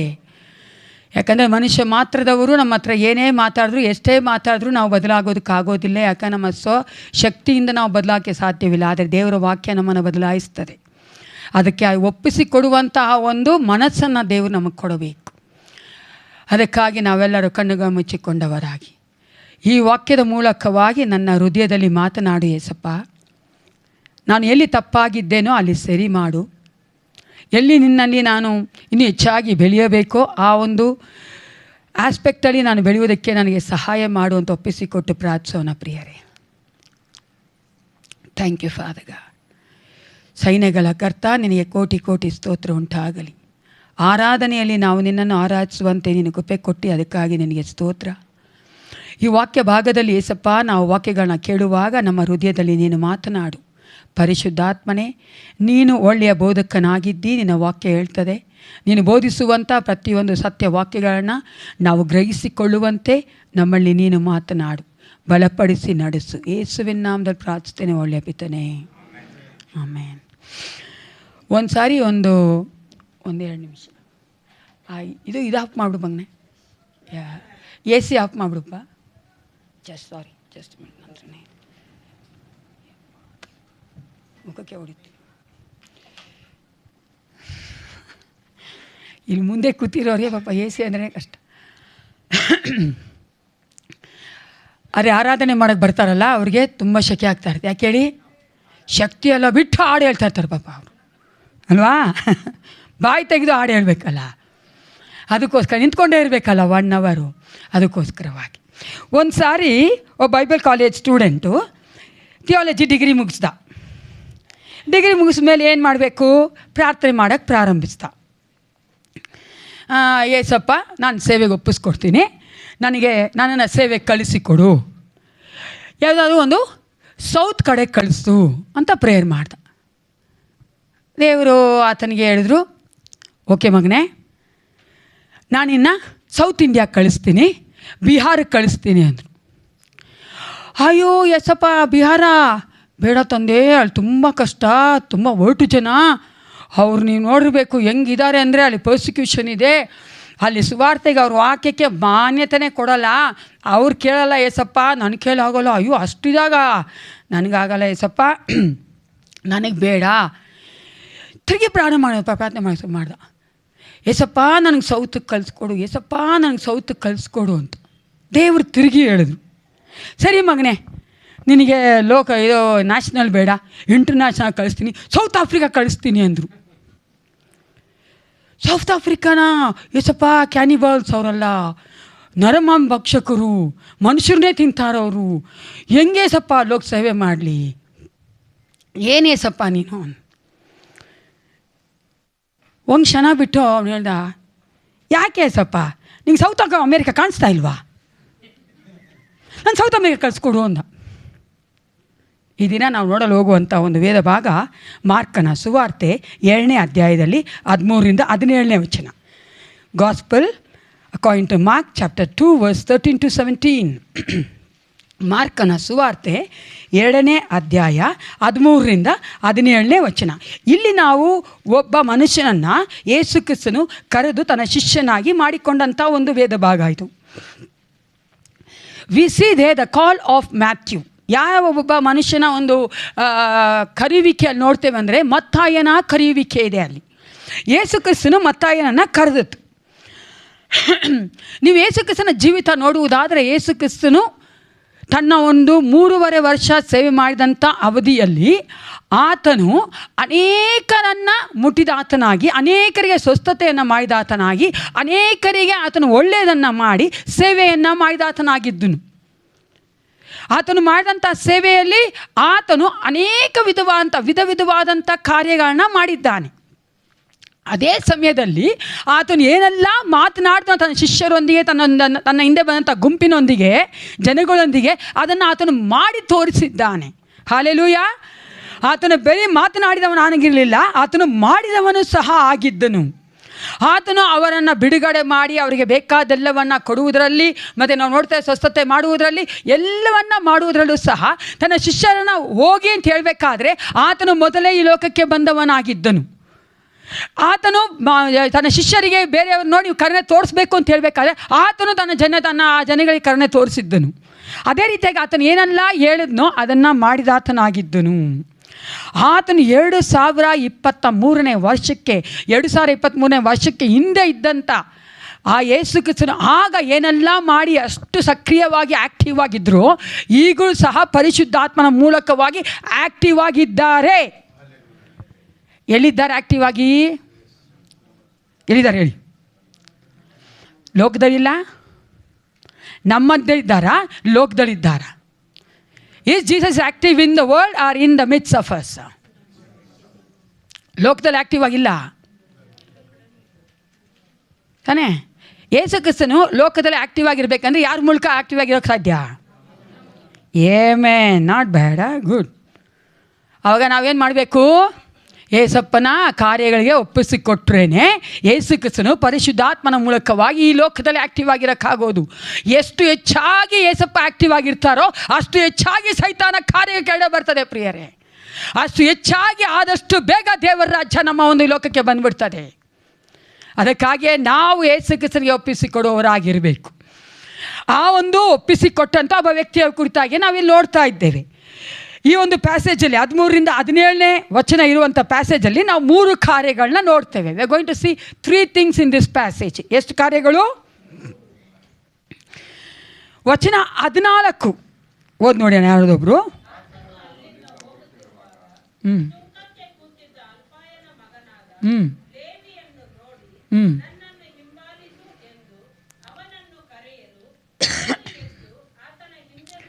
ಸಾಕು. ಇಲ್ಲಿ ನಾವೇನು ನೋಡ್ತೀವಿ, ಯೇಸು ಕ್ರಿಸ್ತನು ಮತ್ತಾಯನನ್ನು ಬಂದು ಮೀಟ್ ಮಾಡೋಕ್ಕೆ ಮುಂಚಿತವಾಗಿ ಆತನ ಒಂದು ಸಿಚುಯೇಷನ್ ಯಾವ ರೀತಿಯಾಗಿತ್ತು? ಯೇಸು ಕ್ರಿಸ್ತನು ಮತ್ತಾಯನನ್ನು ಬಂದು ಸಂಧಿಸುವುದಕ್ಕೆ ಮುಂಚಿತವಾಗಿ ಆತನ ಒಂದು ಸನ್ನಿವೇಶ ಯಾವ ರೀತಿಯಾಗಿತ್ತು? ನೀವು ನೋಡುವುದಾದ್ರೆ ಸಿನಾಪ್ಟಿಕ್ ಗಾಸ್ಪಲ್ಸ್ ಅಂತ ಹೇಳ್ತೇವೆ. ಮತ್ತಾಯ, ಮಾರ್ಕ, ಲೂಕ ಈ 3 ಸುವಾರ್ತೆಗಳು ಸಹ ಸಿನಾಪ್ಟಿಕ್ ಗಾಸ್ಪಲ್, ಯಾಕಂದರೆ ಸಮಾನಾಂತರವಾಗಿರುವಂಥ ಸುವಾರ್ತೆಗಳು. ಈ 3ರಲ್ಲೂ ಸಹ ಈ ಒಂದು ಘಟನೆ ಬರೆಯಲ್ಪಟ್ಟಿದೆ, ಮತ್ತಾಯನ ಕರೆಯುವಿಕೆ ಬರೆಯಲ್ಪಟ್ಟಿದೆ. ಆದರೆ ಇಲ್ಲಿ ಮಾರ್ಕ ಮಾತ್ರನೇ ಆ ಮತ್ತಾಯನ ಹಿನ್ನೆಲೆಯನ್ನು ಹೇಳ್ತಾನೆ. ಮತ್ತಾಯ ಏನಾಗಿದ್ದಂತೆ? ಸುಂಕದವನಾಗಿದ್ದನು. ಆ ತಂದೆ ಹೆಸರು? ಆಮೇಲೆ ಆತನು ಲೇವಿಯನಾಗಿದ್ದನು. ಆತನು ಒಂದು ಗೌರ್ಮೆಂಟ್ ಎಂಪ್ಲಾಯಿ ಆಗಿದ್ದನು ಅಲ್ವಾ? ರೋಮಾ ಸರ್ಕಾರದಲ್ಲಿ ಆ ಕೆಲಸ ಮಾಡುವಂಥ ವ್ಯಕ್ತಿಯಾಗಿ ನಾವು ಆತನ ನೋಡ್ತೇವೆ. ನೀವು ಆತನನ್ನು ನೀವು ನೋಡಬೇಕಾದ್ರೆ ಆತನು ಎಕನಾಮಿಕಲ್ ಆಗಿ, ಆರ್ಥಿಕವಾಗಿ ಆತನು ಚೆನ್ನಾಗಿದ್ದನು ಅಲ್ವಾ? ಒಬ್ಬ ಟ್ಯಾಕ್ಸ್ ಕಲೆಕ್ಟರ್ ಹಂಗಿರ್ತಾನೆ, ಚೆನ್ನಾಗಿದ್ದ. ಅದನ್ನು ಸಾಮಾಜಿಕವಾಗಿ ನೋಡುವುದಾದರೆ ಆ ಮತ್ತಾಯನು ಇದ್ದಂಥ ಸಮಯದಲ್ಲಿ, ಯೇಸು ಕ್ರಿಸ್ತನು ಈ ಲೋಕಕ್ಕೆ ಬಂದಂಥ ಸಮಯದಲ್ಲಿ ಆ ಒಂದು ಸಾಮಾಜಿಕವಾಗಿ ಆತನ ಆ ಒಂದು ಯಹೂದ್ಯ ಜನರ ಮಧ್ಯದಲ್ಲಿದ್ದಂಥ ಆ ಒಂದು ಸಮಾಜದಲ್ಲಿ ಆತನು ತಿರಸ್ಕರಿಸಲ್ಪಟ್ಟವನಾಗಿದ್ದನು. ಆತನನ್ನು ಆ ಜನರು ಏನಂತ ಇದ್ರು? ಪಾಪಿ ಅಂತ ಇದ್ರು. ಸಾಮಾಜಿಕವಾಗಿ ಅವನು ಚೆನ್ನಾಗಿರಲಿಲ್ಲ, ಆದರೆ ಮೇಲೆ ನೋಡೋಕ್ಕೆ ಮಾತ್ರ ಆತನು ಚೆನ್ನಾಗಿದ್ದ. ಆದರೆ ಒಳಗಡೆ ಆತನಿಗೇನಿತ್ತು? ನೋವಿತ್ತು. ಜನ ನನ್ನ ಅಂಗೀಕರಿಸ್ಕೊಳ್ಳೋದಿಲ್ಲ, ನನ್ನ ಸ್ವಂತ ಜನ ನನ್ನ ಅಂಗೀಕರಿಸ್ಕೊಳ್ಳೋದಿಲ್ಲ, ಅದೇ ರೀತಿಯಾಗಿ ನೀವು ರಿಲಿಜಿಯಸ್ ಆಗಿ ನೋಡಿದ್ರೆ, ಧಾರ್ಮಿಕವಾಗಿ ನೋಡಿದ್ರೆ, ಆತನು ಆ ಒಂದು ಸಭಾಮಂದಿರಕ್ಕೋ ಅಥವಾ ನೋಡುವುದಾದ್ರೆ ಆತನು ಆ ಒಂದು ಯಜ್ಞ ಬಲಿ ಕೊಡೋದಕ್ಕೋ ಅಥವಾ ದೇವರಿಗೆ ಕೊಡಬೇಕಾ ಕಾರ್ಯ ಮಾಡೋದಕ್ಕೆ ಹೋಗಬೇಕಾದ್ರೆ ದೇವಾಲಯಕ್ಕಾಗಲಿ ಸಭಾಮಂದಿರಗಳಲ್ಲಿ ಸಿನಗೋಗಲ್ಲಿ ಆತನನ್ನು ದೇವರು ರೆಕಗ್ನೈಸ್ ಮಾಡ್ತಾ ಇರಲಿಲ್ಲ. ಆತನಿಗೆ ಜನಗಳು ಮರ್ಯಾದೆ ಕೊಡ್ತಾ ಇರಲಿಲ್ಲ. ಆತನು ಒಳಗಡೆ ನೊಂದವನಾಗಿದ್ದನು. ಒಳಗಡೆ ಆತನಿಗೆ ತುಂಬ ನೋವಿತ್ತು. ಯಾಕಂದರೆ ಆತನ ಜನ ಗುರುತಿಸ್ತಾ ಇಲ್ಲ, ಆತನ ಜನ ಪ್ರೀತಿಸ್ತಾ ಇಲ್ಲ. ಯಾಕಂದರೆ ತನ್ನ ಸ್ವಂತ ಜನರಿಂದಲೇ ರೋಮಾ ಸರ್ಕಾರಕ್ಕೆ ಆತನು ಟ್ಯಾಕ್ಸ್ ಕಲೆಕ್ಟ್ ಮಾಡ್ತಾ ಇದ್ದ. ಹೆಂಗಿರುತ್ತಂದರೆ ಒಂದು ಎಕ್ಸಾಂಪಲ್ ಹೇಳ್ತೀನಿ, ಮೇ ಬಿ ಅದು ಅಪ್ರಾಪ್ರಿಯೇಟ್ ಏನೋ ಗೊತ್ತಿಲ್ಲ. ನಾನು ಈ ಸಭೆಯಲ್ಲಿ ಕಾಣಿಕೆ ತೆಗೆದುಕೊಂಡು ಹೋಗಿ ಪಕ್ಕದ ಸಭೆಗೆ ಕೊಟ್ಟರೆ ಹೆಂಗಿರ್ತದೆ ಅಲ್ವಾ? ಹಾಗೆ ಇವನು ಮಾಡ್ತಾಯಿದ್ದೆವು. ಸ್ವಂತ ಜನ ಯಹೂದ್ಯ ಜನ, is a Jew, is a Israelite, ಆತನೇ ಇಸ್ರೇಲ್ ಜನ ಆತನಾಗಿದ್ದಾನೆ, ಲೇವಿ ಆಗಿದ್ದಾನೆ. ಆದರೂ ಸಹ ಆತನೇನು ಮಾಡ್ತಾಯಿದ್ದ, ತನ್ನ ಸ್ವಂತ ಜನಗಳ ಹತ್ರ ಸುಂಕ ತೆಗೆದುಕೊಂಡು ಹೋಗಿ ಟ್ಯಾಕ್ಸ್ ತೆಗೆದುಕೊಂಡು ಹೋಗಿ ಆ ಒಂದು ರೋಮಾ ಸರ್ಕಾರ ಕೊಡ್ತಾ ಇದ್ದ. ರೋಮಾ ಸರ್ಕಾರ ಅವ್ರನ್ನ ಆಳ್ವಿಕೆ ಮಾಡ್ತಾ ಇತ್ತು. ದೇವರ ಅಂಡರ್ ದ ರೋಮನ್ಸ್. ಅವಾಗ ಹೆಂಗಿರುತ್ತೆ ಆ ಜನಕ್ಕೆ. ಆದರೆ ನಾವೇನು ನೋಡ್ತೀವಿ, ಯೇಸು ಕ್ರಿಸ್ತನು ಆ 13ನೇ ವಚನ ಹೇಳ್ತದೆ, ಓದಿ ನೋಡಿ ಯಾರೊಬ್ಬರು.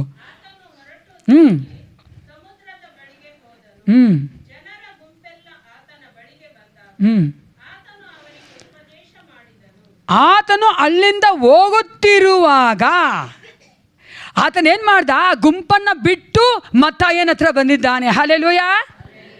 ಅಲ್ಲಿ ನೋಡ್ತೇವೆ ಯೇಸು ಕ್ರಿಸ್ತನು ಮತ್ತಾಯನನ್ನ ಮೀಟ್ ಮಾಡಕ್ಕೆ ಬಂದರು. ಅನೇಕ ಸಾರಿ ಪ್ರಿಯರೇ ನಾವು ಅನ್ಕೋತೀವಿ ಆ ಮನುಷ್ಯನ ನೋಡಿ ನಮಗಿಷ್ಟ ಆಗಲ್ಲ, ಆದರೆ ನಾನು ಯೇಸಪ್ಪನಿಗೆ ಇಷ್ಟ ಆಗುತ್ತೆ. ಆತನ ಹುಡ್ಕೊಂಡು ಬಂದ, ಅಲ್ಲಿ ಆ ಗುಂಪನ್ನು ಬಿಟ್ಬಿಟ್ಟು ಉಪದೇಶ ಮಾಡ್ದ. ನಂತರ ಇಲ್ಲಿ ಬಂದ ಆ ಮತ್ತಾಯನ ಹುಡ್ಕೋಕ್ಕೆ. ಆವಾಗ ನೋಡಿ ಆ ಗುಂಪಲ್ಲಿ ಮತ್ತಾಯ ಇರಲಿಲ್ಲ. ಆದರೆ ಯೇಸಪ್ಪನಿಗೆ ಆ ಗುಂಪಲ್ಲಿ ಉಪದೇಶ ಮಾಡಿದ ಮೇಲೆ ಮತ್ತಾಯನೇ ಬೇಕು. ಹಾಗೆ ಅನೇಕ ಸಾರಿ ಅನಿತಾನೇ ಬೇಕು ಅಂತ ಹುಡ್ಕೊಂಡ್ಬರ್ತಾರೆ ಯೇಸು ಕ್ರಿಸ್ತನು.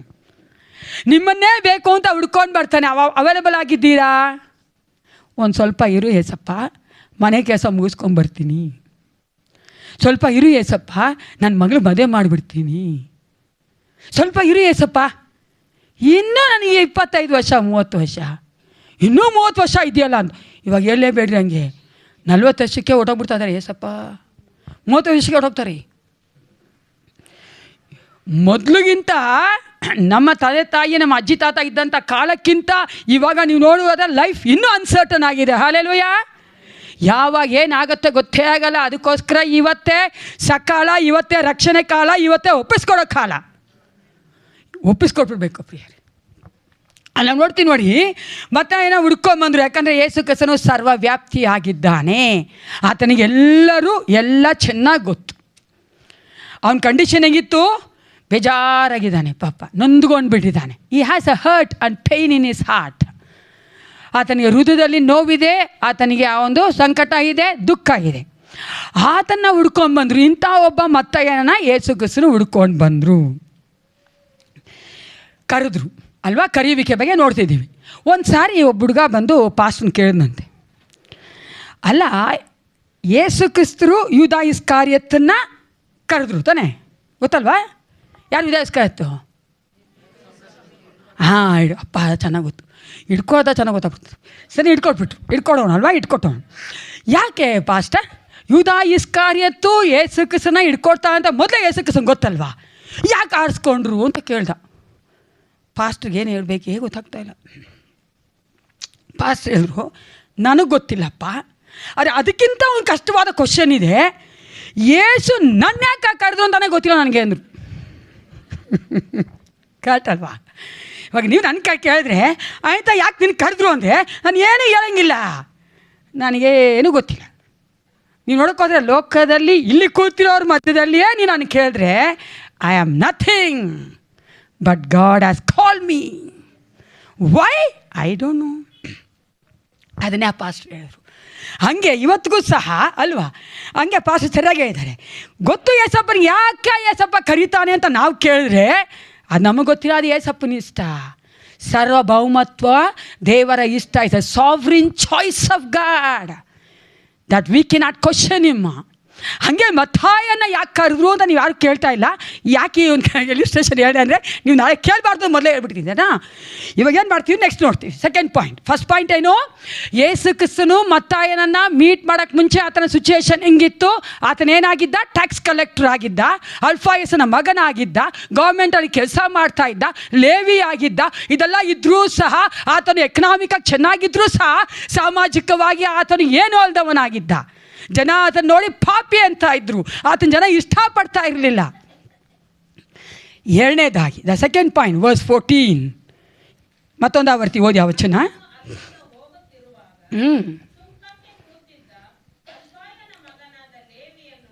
ನೋಡಿ, ಸಾಕು ಸ್ವಲ್ಪ ತಿರೋಣ. ನೋಡಿ ಹೇಳ್ರಿ, ಹೇಳಿ. ಯಾರು ನೋಡಬೇಕು? ಸಾರಿ, ಯೇಸು ಕ್ರಿಸ್ತನು ಮತ್ತಾಯ ನೋಡ್ದ ಅಂತ ಹೇಳಿಲ್ಲ, ಈ ಸಾ ಅಂತ ಇಂಗ್ಲೀಷಲ್ಲಿ ಕೂಡ ಇದೆ. The change in Matthew's life when Jesus entered in him. ಮತ್ತಾಯನ ಜೀವಿತದಲ್ಲಿ ಯೇಸು ಕ್ರಿಸ್ತನು ಬಂದ ನಂತರ ಆದಂಥ ಒಂದು ಬದಲಾವಣೆಯನ್ನು ನಾವು ನೋಡ್ತೇವೆ. ಎರಡನೆಯ ಒಂದು ಅಂಶ, ಎರಡನೇ ಪಾಯಿಂಟ್. ಯೇಸು ಕ್ರಿಸ್ತನು ಮತ್ತಾಯನ ನೋಡು ಅಂತ ಹೇಳಬೇಕಾದ್ರೆ ಮತ್ತಾಯನ ಕುಂತ ಚೇರ್ ನೋಡಲಿಲ್ಲ, ಮತ್ತಾಯನ ಎಕ್ಸ್ಟರ್ನಲ್ ಆಗಿ ನೋಡಲಿಲ್ಲ. ಮತ್ತಾಯನ ಏನು ನೋಡಿದ್ರು? ಇನ್ವರ್ಡ್. ಒಳಗಡೆ ಇದ್ದಂಥ ಆತನ ಸಂಕಟ, ನೋವು, ಆತನ ಹೃದಯ, ಆತನ ಸಂಪೂರ್ಣ ಜೀವಿತವನ್ನು ಯೇಸು ಕ್ರಿಸ್ತನು ನೋಡಿದನು. ಯೇಸು ಕ್ರಿಸ್ತನು ನೋಡಿ ಏನಂತ ಹೇಳ್ತಾರೆ ಅಲ್ಲಿ, ಇವಾಗ ಓದಿ ಸಿಸ್ಟ.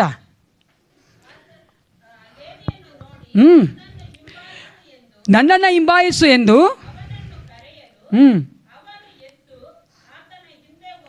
ಸಾಕು. ಅಲ್ಲಿ ಯೇಸು ಕ್ರಿಸ್ತ ಹೇಳ್ತಾನೆ ನನ್ನನ್ನು ಹಿಂಬಾಲಿಸು ಅಂತ ಹೇಳ್ಬೇಕಾ, ಆತನ ಎದ್ದು ಆತನನ್ನು ಹಿಂಬಾಲಿಸ್ಕೊಂಡು ಹೋದ. Jesus called Matthew to follow him so that he can change him. ಆತನನ್ನು ಬದಲಾಯಿಸುವುದಕ್ಕಾಗಿ ಯೇಸು ಕ್ರಿಸ್ತನು ಮೊಟ್ಟ ಮೊದಲನೇದಾಗಿ ಆತನ ಕರೆದನು. ನಾನು ಹಿಂಬಾಲಿಸು, ನಾನು ಇನ್ನೇನು ಮಾಡ್ತೀನಿ? ಬದಲಾಯಿಸ್ತೀನಿ. That is the first thing we see whenever God calls a person. ಒಬ್ಬ ಮನುಷ್ಯನನ್ನು ದೇವ್ರು ಕರಿಬೇಕಾದ್ರೆ 3 ಕಾರ್ಯಗಳ ದೇವ್ರು ಮಾಡ್ತಾನೆ ಪ್ರಿಯರೇ. ಒಬ್ಬ ಮನುಷ್ಯನ ದೇವ್ರು ಕರಿಬೇಕಾದ್ರೆ 3 ಕಾರ್ಯ ಅವರ ಜೀವಿತದಲ್ಲಿ ಮಾಡೋದು. ಮೊದಲನೇ ಕಾರ್ಯ ಏನು? ಆತನನ್ನು, ಯಾರನ್ನ ಯೇಸು ಕ್ರಿಸ್ತನ ಕರೀತಾನೋ, ಇಲ್ಲಿ ಮತ್ತಾಯನ ಕರೆದ ಆತನು ಬಿಡುಗಡೆ ಮಾಡುವುದಕ್ಕಾಗಿ, ಆತನ ಬದಲಾಯಿಸುವುದಕ್ಕಾಗಿ ಯೇಸು ಕ್ರಿಸ್ತನ ಕರೆಯುತ್ತಾನೆ. ಹಲ್ಲೆಲೂಯಾ. ಯಾಕಂದರೆ ಸ್ವಲ್ಪ ಯೋಚನೆ ಮಾಡಿ, ನಾವೇ ಬಿಡುಗಡೆ ಹೊಂದಿಲ್ಲ ಅಂದರೆ ಬೇರೆಯವ್ರಿಗೆ ಏನು ಬಿಡುಗಡೆ ಕೊಡ್ತೀವಿ ನಾವು? ಕೊಡೋಕ್ಕಾಗತ್ತಾ? ಇಲ್ಲ ಅಲ್ಲ. ನಾವು ಮೊದಲು ಬಿಡುಗಡೆ ಆಗಬೇಕು. ಅದಕ್ಕಾಗಿ ಯೇಸು ಕ್ರಿಸ್ತನು ಹೇಳ್ದ, ನೀನು ಸಾಕಪ್ಪ ಟ್ಯಾಕ್ಸ್ ಕಲೆಕ್ಟರ್ ಕೆಲಸ ಮಾಡಿದ್ದು, ನೀನು ಅಲ್ಲೇ ಇದ್ದರೆ ಬದಲಾಗೋದಿಲ್ಲ, ಅದಕ್ಕೆ ಅದನ್ನು ಬಿಟ್ಟು ನಾನು ಹಿಂಬಾಲಿಸ್ಕೊಂಡು ಬಾ ಅಂದ. ಹಲ್ಲೆಲೂಯಾ. ಅನೇಕ ವೇಳೆ ಕೆಲವೊಂದು ಸಮಯದಲ್ಲಿ ನೋಡುವುದಾದರೆ ಪ್ರಿಯರೇ, ಕೆಲವರನ್ನ ದೇವರು ಫುಲ್ ಟೈಮ್ ಪಾಸ್ಟರ್ಗಳಾಗಿ, ಫುಲ್ ಟೈಮ್ ಸೇವಕರಾಗಿ ಕರೀತಾನೆ. ಯಾಕಂದರೆ ದೇವ್ರಿಗೆ ಗೊತ್ತು ಅವ್ರು ಕೆಲಸ ಮಾಡಿಕೊಂಡು ನನ್ನನ್ನು ಅವರು ಸರಿಯಾಗಿ ಲಾಯಲ್ ಆಗಿ ಸೇವೆ ಮಾಡೋಕ್ಕಾಗಲ್ಲ ಅಂತ. ಆದರೆ ಕೆಲವ್ರನ್ನ ದೇವರು ವೊಕೇಶನಲ್ ಆಗಿ, ಅಂದರೆ ಕೆಲಸ ಮಾಡಿಕೊಂಡೇ ಸೇವೆ ಮಾಡಪ್ಪ ಅಂತಾರೆ. ಯಾಕಂದರೆ ಅವರು ಇನ್ನೂ ಆ ಒಂದು ಅವ್ರ ಸ್ವಭಾವ, ಅವರ ಪೊಟೆನ್ಷಿಯಲ್ ನೋಡುವುದಾದರೆ, ಅವ್ರ ಸಾಮರ್ಥ್ಯ ನೀವು ನೋಡುವುದಾದರೆ ಅವ್ರ ಆಗುತ್ತೆ ಕೆಲಸ ಮಾಡ್ಕೊಂಡು ಸೇವೆ ಮಾಡೋಕ್ಕೆ. ಅದಕ್ಕೋಸ್ಕರ ನಾವು ಯಾವಾಗಲೂ ಹೇಳೋದು, ಜನ ಏಸಪ್ಪ ನಮ್ಮನ್ನು ಕರೆಯೋದನ್ನ ಹೆಂಗೆ ಕರೀತಾ ಅಂತ ಅರ್ಥ ಮಾಡ್ಕೋಬೇಕು ಚೆನ್ನಾಗಿ. ನಾನು ಸಹ ನೀವು ನೋಡುವುದಾದರೆ ಕೆಲಸ ಮಾಡ್ತಾ ಇದ್ದವಳೆ. ನಾನು ಕೆಲಸ ಬಿಟ್ಟೇನು ಬರಲಿಲ್ಲ. ನಾನು ಚೆನ್ನಾಗಿ ಕೆಲಸ ಮಾಡಿಕೊಂಡು, ನನಗೆ ಆಸೆ ಕೂಡ ಅದೇ ಇತ್ತು ಪ್ರಿಯರೇ. ನಾನು ಏಸಪ್ಪ ಬರೋಕ್ಕೆ ಮುಂಚಿತವಾಗಿ ನಾನು ದೊಡ್ಡ ಕಂಪ್ನಿಯಲ್ಲಿ ಮ್ಯಾನೇಜರ್ ಆಗಿರ್ಬೇಕಾದ್ರೆ ಆಸೆ ಪಡ್ತಾಯಿದ್ದೆ ನನ್ನ ಯೌವನಸ್ಥ ಕಾಲದಲ್ಲಿ. ಆದರೆ ಅದು ಏಸಪ್ಪ ನನಗೆ ಬಿಡಲಿಲ್ಲ. ನಾನು ಕೆಲಸ ಬಿಟ್ಟೆ ನಾನು ಸೇವೆಗೋಸ್ಕರ ಬಂದೆ. ಆದರೆ ಯಾವತ್ತೂ ನನ್ನ ಕೆಲಸದಲ್ಲಿ ದೇವ್ರು ನಡೆಸಲ್ಲ, ಕೆಲಸನೇ ಮಾಡೋಕ್ಕೆ ಬಿಡಲಿಲ್ಲ. ಕೆಲಸನೇ ಮಾಡಲಿಲ್ಲ. ನನಗೆ ಬೇಡ ಏಸಪ್ಪನ ಕೆಲಸ ನಾನು ಮಾಡೋದು. ಹಲ್ಲೆಲೂಯಾ. ತಪ್ಪ ತಿಳ್ಕೊಂಬಿಬೇಡಿ, ಅದಕ್ಕೆ ಕರೆಕ್ಟಾಗಿ ಹೇಳ್ಬೇಕು ನಿಮಗೆಲ್ಲ. ಓಕೆನಾ? ದೇವ್ರು ನಾನು ಹಂಗೆ ನಡೆಸಿದ. ಹಂಗೇನೆ ಕೆಲವ್ರು ಕರೀತಾನೆ, ಆದರೆ ಕೆಲವ್ರನ್ನ ಕೆಲಸ ಮಾಡಿಕೊಂಡೇ ಮಾಡು ಅಂತ ಕರೀತಾನೆ. ಇಲ್ಲಿ ಮತ್ತಾಯ ನೋಡಿ ದೇವ್ರು ಚೆನ್ನಾಗಿ ಗೊತ್ತು ಆತನ ಕೈಲಿ ಆಗೋದಿಲ್ಲ ಅಂತಾನೆ. ನಾನು ನಿನ್ನ ಬಿಡುಗಡೆ ಮಾಡಬೇಕು, ನಿನ್ನ ಬದಲಾಯಿಸ್ಬೇಕಂದ್ರೆ ನೀನು ಎದ್ದು ಬಾ ಮಗನೇ ಅಂದರು. ಮೊದಲದಾಗಿ ಏನು ಮಾಡ್ತಾರೆ ಯೇಸು ಕ್ರಿಸ್ತ ನಮ್ಮನ್ನು ಕರಿಬೇಕಾದ್ರೆ ನಮ್ಮನ್ನು ಫಸ್ಟ್ ಬದಲಾಯಿಸ್ತಾರೆ. ನೋಡ್ತಾರಂತೆ. Very nice. ಫಸ್ಟ್ ನೋಡ್ತಾರೆ ನಮ್ಮನ್ನು ತಾನೆ. ಅದು ನೋಡೋದೇನು? ನಮ್ಮನ್ನು ಬದಲಾಯಿಸೋದಕ್ಕೆ ಪ್ರಿಯರೇ. ಫಸ್ಟ್ ಏನು ನಮ್ಮನ್ನು ಹೇಳ್ರಿ ಜರ ಎಲ್ಲರೂ. ಅಲ್ಲಿ ನೋಡಿ, ಒಬ್ಬ ಟ್ಯಾಕ್ಸ್ ಕಲೆಕ್ಟರ್ ಅಲ್ವಾ, ಸುಂಕದವನು, ಜನ ಇಷ್ಟಪಡದೇ ಇರೋಂಥವನ್ನ ದೇವರು ಆ ಸಮಯದಲ್ಲಿ ಯೇಸು ಕ್ರಿಸ್ತನು ದೊಡ್ಡ ಒಬ್ಬ ರಬ್ಬಿ ಆಗಿದ್ದ, ಅಂದರೆ ಗುರುವಾಗಿದ್ದ. ಎ ಗ್ರೇಟ್ ರಬ್ಬಿ ಇವಾಸ್, ಅಂಥವರ ಶಿಷ್ಯನಾಗಿ ಮತ್ತಾಯನನ್ನು ದೇವರು ಮಾರ್ಪಡಿಸಿದ್ರು. ಹಾಲೆಲೂಯಾ. ಒಬ್ಬ ಟ್ಯಾಕ್ಸ್ ಕಲೆಕ್ಟರ್ನ ಫಸ್ಟು ಅವ್ರನ್ನ ಬದಲಾಯಿಸೋಕ್ಕೋಸ್ಕರ. ಎರಡನೇದಾಗಿ ಯೇಸು ಕ್ರಿಸ್ತನ ಕರಿಬೇಕಾದ್ರೆ ಎರಡನೇದಾಗಿ ಏನು ಮಾಡೋದಂದರೆ, ಮತ್ತಾಯನ ಯೇಸು ಕ್ರಿಸ್ತನ ಕರೆದ್ರು. ಯಾರೆಲ್ಲ ಮತ್ತಾಯನ್ನ ರಿಜೆಕ್ಟ್ ಮಾಡಿದ್ರು, ಬೇಡ ಅಂದರು, ಅವ್ರನ್ನ ಸಂಸೋದಕ್ಕೋಸ್ಕರ ಮತ್ತಾಯನ ಕರೆದ್ರು. ಹಾಲೆಲೂಯಾ. ಮತ್ತಾಯನ ಮೂಲಕವಾಗಿ ಮತ್ತಾಯನ ಯಾರು ಬೇಡ ಅಂದರು ಅವರ ಸಂಸೋದಕ್ಕೋಸ್ಕರವಾಗಿ ಮತ್ತಾಯನ ಯೇಸು ಕ್ರಿಸ್ತನು ಕರೆದ್ರು. ಪ್ರಿಯರೇ, ಅಲ್ಲಿ ಹೇಳ್ತಾರೆ, ನನ್ನ ಹಿಂದೆ ಬಾ, ನಾನು ನಿನ್ನ ಒಂದು ಸೇವಕನಾಗಿ ಮಾಡ್ತೀನಿ, ಒಬ್ಬ ಲೀಡ್ರಾಗಿ ಮಾಡ್ತೀನಿ, ಯಾರೆಲ್ಲ ನಿನ್ನ ಪಾಪಿ ಅಂತ ಕರೆದ್ರು ಅವರ ಹತ್ರ ನಿನ್ನ ಕಳಿಸ್ಕೊಡ್ತೀನಿ ಅಂತ. God's calling is the highest and greatest calling in this world. Amen. ಅಲ್ವಾ? ಈ ಲೋಕದಲ್ಲಿ ದೊಡ್ಡದಾಗಿರುವಂಥ ಒಂದು ಸ್ಥಾನ ಅಂದರೆ ಅದು ದೇವರ ಸೇವೆನೇ. ನಾನು ಬಿಲಿಗ್ರಾಮ್ದು ಒಂದು ಬಯೋಗ್ರಫಿ ಓದ್ತಾ ಇದ್ದಾಗ ಈ ರೀತಿಯಾಗಿ ಅವ್ರು ಹೇಳಿದ್ದಾರೆ ಅದರಲ್ಲಿ ಏನಂತ ಹೇಳ್ತಾರೆ, ಒಂದು ಕಾಲದಲ್ಲಿ ಆತನಿಗೆ ಪ್ರೆಸಿಡೆಂಟ್ಶಿಪ್ ಆಫ್ ದ ಅಮೇರಿಕಾನೇ ಕೊಡೋಕ್ಕೆ ಅವ್ರು ಅಮೇರಿಕಾ ಪ್ರೆಸಿಡೆಂಟ್ ಅವ್ರು ಕರೆದಿದ್ರಂತೆ, ಅಂದರೆ ಅವ್ರ ಕ್ಯಾಬಿನೆಟಲ್ಲಿ ಇರೋದಕ್ಕೋಸ್ಕರ. ಅದೇ ಆತ ಹೇಳಿದಂತೆ ಪ್ರಯತ್ನ ಮಾಡಿ, ಇಲ್ಲ ನನಗೆ ಇದಕ್ಕಿಂತ ದೊಡ್ಡದಾದಂಥ ಒಂದು ಸ್ಥಾನನ ದೇವ್ರು ಕೊಟ್ಟಿದ್ದಾರೆ, ಅದನ್ನ ಬಿಟ್ಟು ಬರೋದಿಲ್ಲ ಅಂದ್ರಂತೆ. ದೇವರ ಕರೆಯುವಿಕೆ, ಆ ಒಂದು ದೇವರ ಸೇವೆ ಅನ್ನೋದು ದೊಡ್ಡದು ಪ್ರಿಯರೇ. ಯಾಕೆಂದರೆ ನೀವು ಆ ಸೇವೆಯಲ್ಲಿ ನೋಡುವುದಾದರೆ ನಮ್ಮ ಒಂದು ಸ್ಟೇಟಸನ್ನೇ ದೇವರು ಬದಲಾಯಿಸ್ಬಿಡ್ತಾನೆ. ಇಲ್ಲಿ ಮತ್ತಾಯ ಏನಾಗಿದ್ದಾನೆ, ಟ್ಯಾಕ್ಸ್ ಕಲೆಕ್ಟರ್ ಆಗಿದ್ದಾನೆ, ಇವಾಗ ಆತನು ಯೇಸು ಕ್ರಿಸ್ತನ ಶಿಷ್ಯನಾದ. ಅದೇದಾಗಿ ನೋಡುವುದಾದರೆ ಪೇತ್ರ, ಯೋಹಾನ, ಯಾಕೋಬ ಅವರ ಏನಾಗಿದ್ದರು, ಮೀನು ಹಿಡಿಯೋರಾಗಿರ್ತಾನೆ. ಅವ್ರನ್ನ ಯೇಸು ಕ್ರಿಸ್ತನು ತನ್ನ ಒಂದು ಅಪೋಸ್ತಲರಾಗಿ ಮಾಡಿದ್ರು. ಜನ ಹೆಂಗೆ ಅವರ ಫಿಶರ್ಮ್ಯಾನ್ ಆಗಿ ನೋಡ್ತಾ ಇದ್ರು, ಯೇಸು ಕ್ರಿಸ್ತ ಶಿಷ್ಯರಾದ್ಮೇಲೆ ಅವ್ರನ್ನ ಹೆಂಗೆ ನೋಡೋಕ್ಕೆ ಶುರು ಮಾಡಿದ್ರು, ಅಪೋಸ್ತಲರಾಗಿ ಶುರು ಮಾಡಿದ್ರು ನೋಡೋಕ್ಕೆ. ಅವ್ರನ್ನ ಹೋಗಿ ಮೀಟ್ ಮಾಡೋಕ್ಕೆ ಅವ್ರಿಗೆ ಇಷ್ಟಪಡ್ತಾಯಿದ್ರು, ಗುಂಪಾಗಿ ಅವ್ರ ಹಿಂದೆ ಹೋದರು. Just think and C, just imagine, ಅಂಥ ಒಂದು ಸಾಧಾರಣ ಫಿಶರ್ಮೆನ್ಗಳು ಅವರು, ಒಂದು ಮೀನುಗಾರರು, ಅವ್ರನ್ನ ಮಾತಾಡ್ಸೋಕ್ಕೆ, ಅವ್ರ ಹತ್ರ ಪ್ರಾರ್ಥನೆ ಮಾಡಿಸ್ಕೋಕ್ಕೆ, ಅವರ ಒಂದು ಅಂಗೇನ ಮುಟ್ಟಕ್ಕೆ ಹೋಗ್ತಾಯಿದ್ರು ಜನಗಳು. Hallelujah. What a great change isn't it. ಎಂಥ ಒಂದು ಬದಲಾವಣೆ ದೇವ್ರು ಮಾಡ್ತಾನೆ ತನ್ನ ಕರೆದ ಮೇಲೆ. ಅಲ್ಲಿ ಅದೇ ತಾಗಿ ಮಾಡಿದ್ರು. ನೀವು ಒನಸಿಮಸ್ ನೋಡುವುದಾದರೆ ಆತನ ಫಿಲೋಮಿನ ಒಬ್ಬ ಸ್ಲೇವ್ ಆಗಿದ್ದ. ಒನಸಿಮಸ್ ಬುಕ್ ಇದೆಯಲ್ಲ, ಗೊತ್ತಿರ್ಬೇಕು ನೀವು, ಬುಕ್ ಗೊತ್ತಾ ನಿಮಗೆ? ಬೈಬಲ್ ಒನಸಿಮಸ್ ಇರೋದು ಗೊತ್ತಿಲ್ವಾ? ಫಿಲೋಮಿನ ಇದೆ ಪುಸ್ತಕ ಗೊತ್ತಾ ನಿಮಗೆ? ಹಾಂ, ಆ ಫಿಲೋಮಿನ ಪುಸ್ತಕದಲ್ಲಿ ನೋಡುವುದಾದರೆ ಫಿಲೋಮಿನ ಒಬ್ಬ ಯಜಮಾನ, ಆತನೊಬ್ಬ ಸ್ಲೇವ್ ಆಗಿ ಆ ಗುಲಾಮನಾಗಿ ಒನಸಿಮಸ್ ಇರ್ತಾನೆ. ಆತನು ಯೇಸು ಕ್ರಿಸ್ತ ಅಂತ ಬಂದ ಮೇಲೆ ಪೌಲ ಹೇಳ್ತಾನೆ, ಪೌಲ ಮೂಲಕ ಬರ್ತಾನೆ ಅವನು ಒನಸಿಮಸನು. ಆ ಪೌಲ ಹೇಳ್ತಾನೆ ಫಿಲೋಮಿನಿಗೆ, ಇವನನ್ನು ನೀನು ಯೇಸು ಕ್ರಿಸ್ತನಲ್ಲಿ ಸಹೋದರನಾಗಿ ತೆಗೆದುಕೊಳ್ಬೇಕು ಅಂತ. Hallelujah. What A change in the status isn't it. ದೇವರು ನಮ್ಮನ್ನು ಕರಿಬೇಕಾದ ನಮ್ಮ ಮಗನಾಗಿ ಮಕ್ಕಳಾಗಿ ಮಾಡ್ಕೋಬೇಕಾದ್ರೆ ನಮ್ಮ ಒಂದು ಸ್ಟೇಟಸ್ಸು, ನಮ್ಮ ಒಂದು ಗೌರವ ಘನತೆ ಬದಲಾಗತ್ತೆ ಪ್ರಿಯರೇ. ಅದನ್ನೇ ನಾವು ನೋಡ್ತೇವೆ. ಯೇಸು ಕ್ರಿಸ್ತನು ಪೌಲನ ಮತ್ತಾಯನ ಕರಿಬೇಕಾದ್ರೆ ಮೊದಲನೇದಾಗಿ ಆತನನ್ನು ಬದಲಾಯಿಸ್ತಾನೆ, ಎರಡನೇದಾಗಿ ಆತನನ್ನು ದ್ವೇಷಿಸಿದಂಥ ಬೇಡ ಅನ್ನಂಥ ಜನಗಳಿಗೆ ಆತನ ಕಳಿಸಿಕೊಡೋದಕ್ಕಾಗಿ ಕರೆಯುತ್ತಾನೆ. ಮೂರನೇದಾಗಿ ವಚನ 15 ನೋಡೋಣ.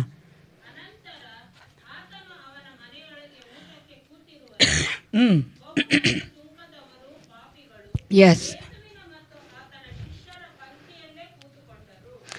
ಸಾಕು ಸ್ವಲ್ಪ ಇರೋಣ, ಸ್ವಲ್ಪ 16 ಆಮೇಲೆ ನೋಡೋಣ. ವಚನ 15 ನೋಡ್ತೀವಿ. ಮೂರನೇದಾಗಿ ಯೇಸು ಕ್ರಿಸ್ತನ ಕರೆದು ಆತನಿಗೆ ಕೊಟ್ಟಂಥ ಒಂದು ಸಂತೋಷ ಏನು ಗೊತ್ತಾ? ರಕ್ಷಣೆಯ ಸಂತೋಷ. Amen. Jesus called him to give him the joy of salvation. ಈ ಲೋಕದಲ್ಲಿ ತುಂಬ ಸಂತೋಷ ಆನಂದ ಸಿಗೋದಂದರೆ ನಾವು ರಕ್ಷಣೆಯಲ್ಲಿ ಇರುವಂಥದ್ದೇ. ಯಾಕಂದರೆ ರಕ್ಷಣೆ ಇಲ್ದಿರ ನೀವೇನೆಲ್ಲ ಈ ಲೋಕದಲ್ಲಿ ಮಾಡಿದ್ರು ಅದು ಅಂತ್ಯ ಬರೋದೇನು ಗೊತ್ತಾ? ನಮಗೆ ನಾಶನಾನೇ. ಅದು ಬದಲಾಗಿ ಯೇಸು ಕ್ರಿಸ್ತಲ್ಲಿ ಇದ್ದುಕೊಂಡು ಆ ಒಂದು ರಕ್ಷಣೆಯ ಸಂತೋಷ ಇದ್ದುಕೊಂಡು ಈ ಲೋಕದಲ್ಲಿ ನಾವೇನೆಲ್ಲ ಮಾಡ್ತೇವೋ ಅದಕ್ಕೊಂದು ಮಾನ್ಯತೆ ಉಂಟು ಪ್ರಿಯರೇ.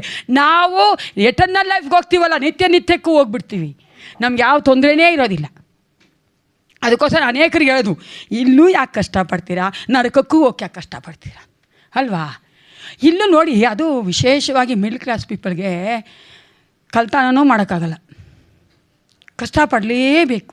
ದುಡ್ಡಿಲ್ಲ ಅಂದರೂ ಕಷ್ಟಪಡಬೇಕು, ಸಾಲ ಮಾಡಿ ಕಷ್ಟಪಡ್ತಾನೇ ಇರ್ತೀವಿ ನಾವು. ಆದರೂ ಸಹ ಯೇಸು ಕ್ರಿಸ್ತನ ಅಂಗೀಕರಿಸ್ಕೊಳ್ಳೋದಿಲ್ಲ.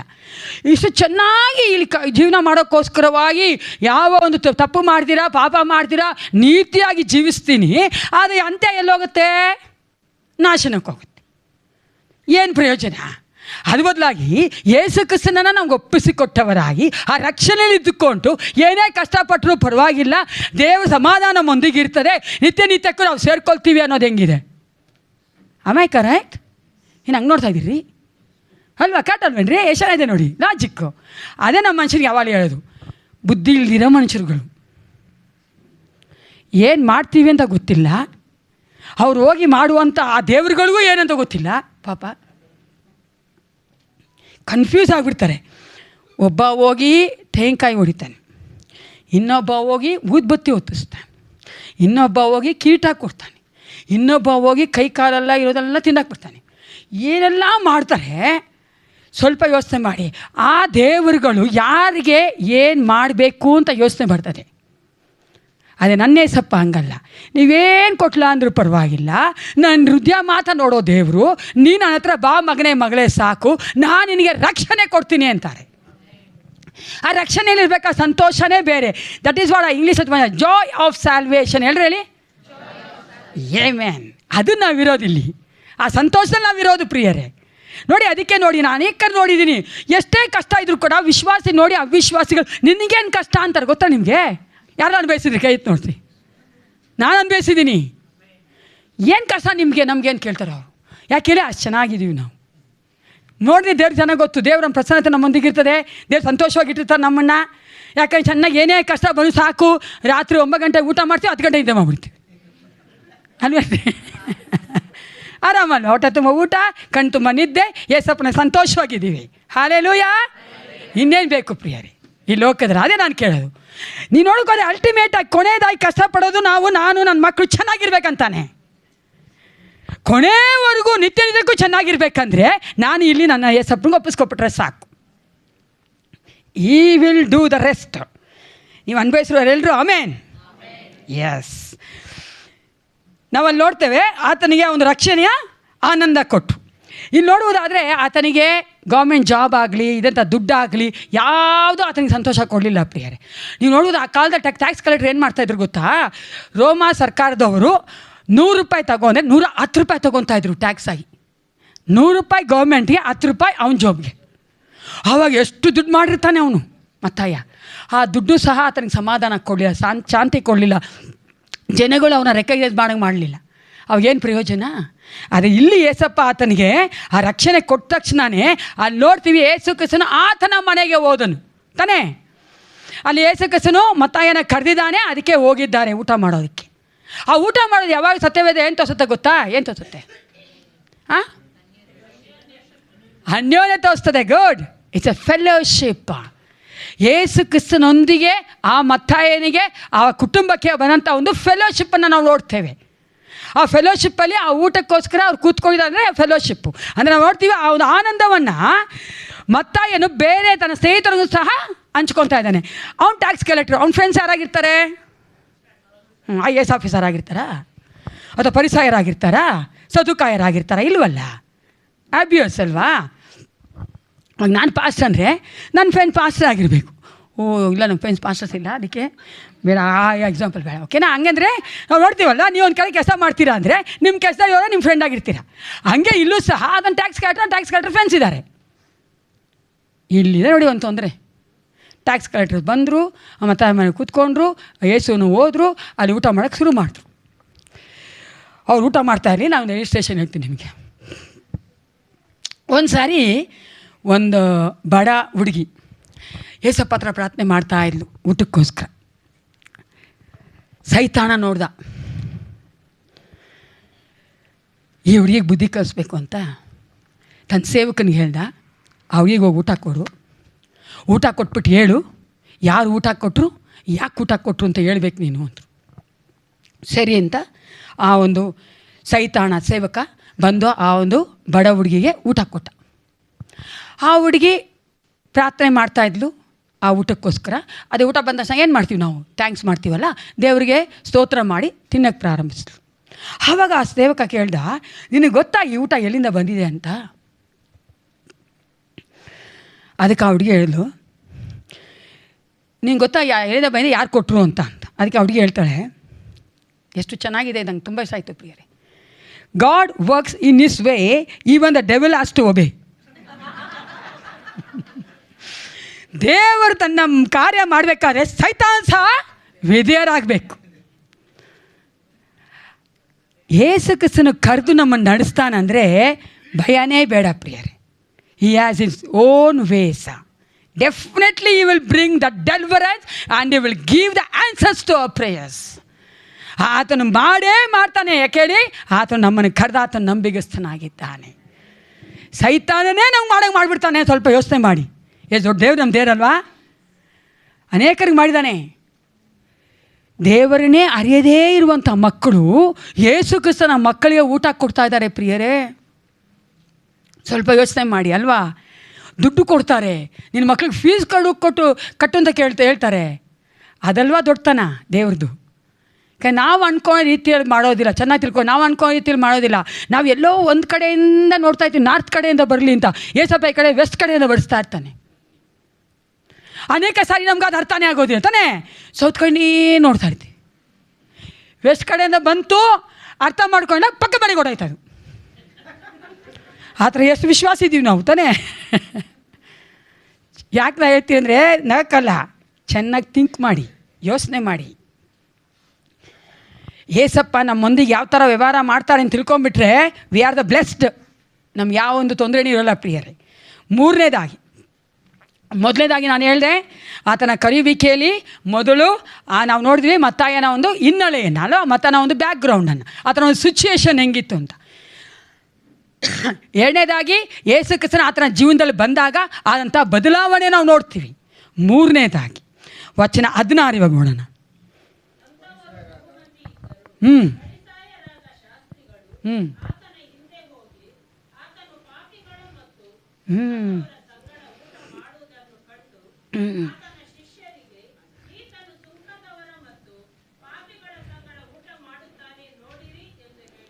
ಸಾಕು. ಇಲ್ಲಿ ನೋಡ್ತೀವಿ ನೋಡಿ. ಮೂರನೇದಾಗಿ, the worldly or carnal people not understand spiritual things. Hallelujah. ಆತ್ಮಿಕ ಕಾರ್ಯಗಳನ್ನ ಪ್ರಾಕೃತಿಕವಾಗಿರುವಂಥ ಮನುಷ್ಯರು, ಲೋಕದಲ್ಲಿರುವಂಥ ಮನುಷ್ಯರು ಅರ್ಥ ಮಾಡ್ಕೊಳ್ಳೋದಿಲ್ಲ. ಯೇಸು ಕ್ರಿಸ್ತನು ಮಾಡಿದ ದೊಡ್ಡ ಕಾರ್ಯ ಏನು? ಒಬ್ಬ ಪಾಪಿ ಮನಸಾಂತರ ಹೊಂದಿದ್ದಾನೆ. ಯೇಸು ಕ್ರಿಸ್ತನ ಕರೆದ ತಕ್ಷಣ ರಬ್ಬಿಯಾಗಿ ಆತನ ಹಿಂಬಾಲಿಸ್ಕೊಂಡು ಬಂದಿದ್ದಾನೆ. ಸಂತೋಷ ಪಡಬೇಕಾ ಬೇಡವಾ?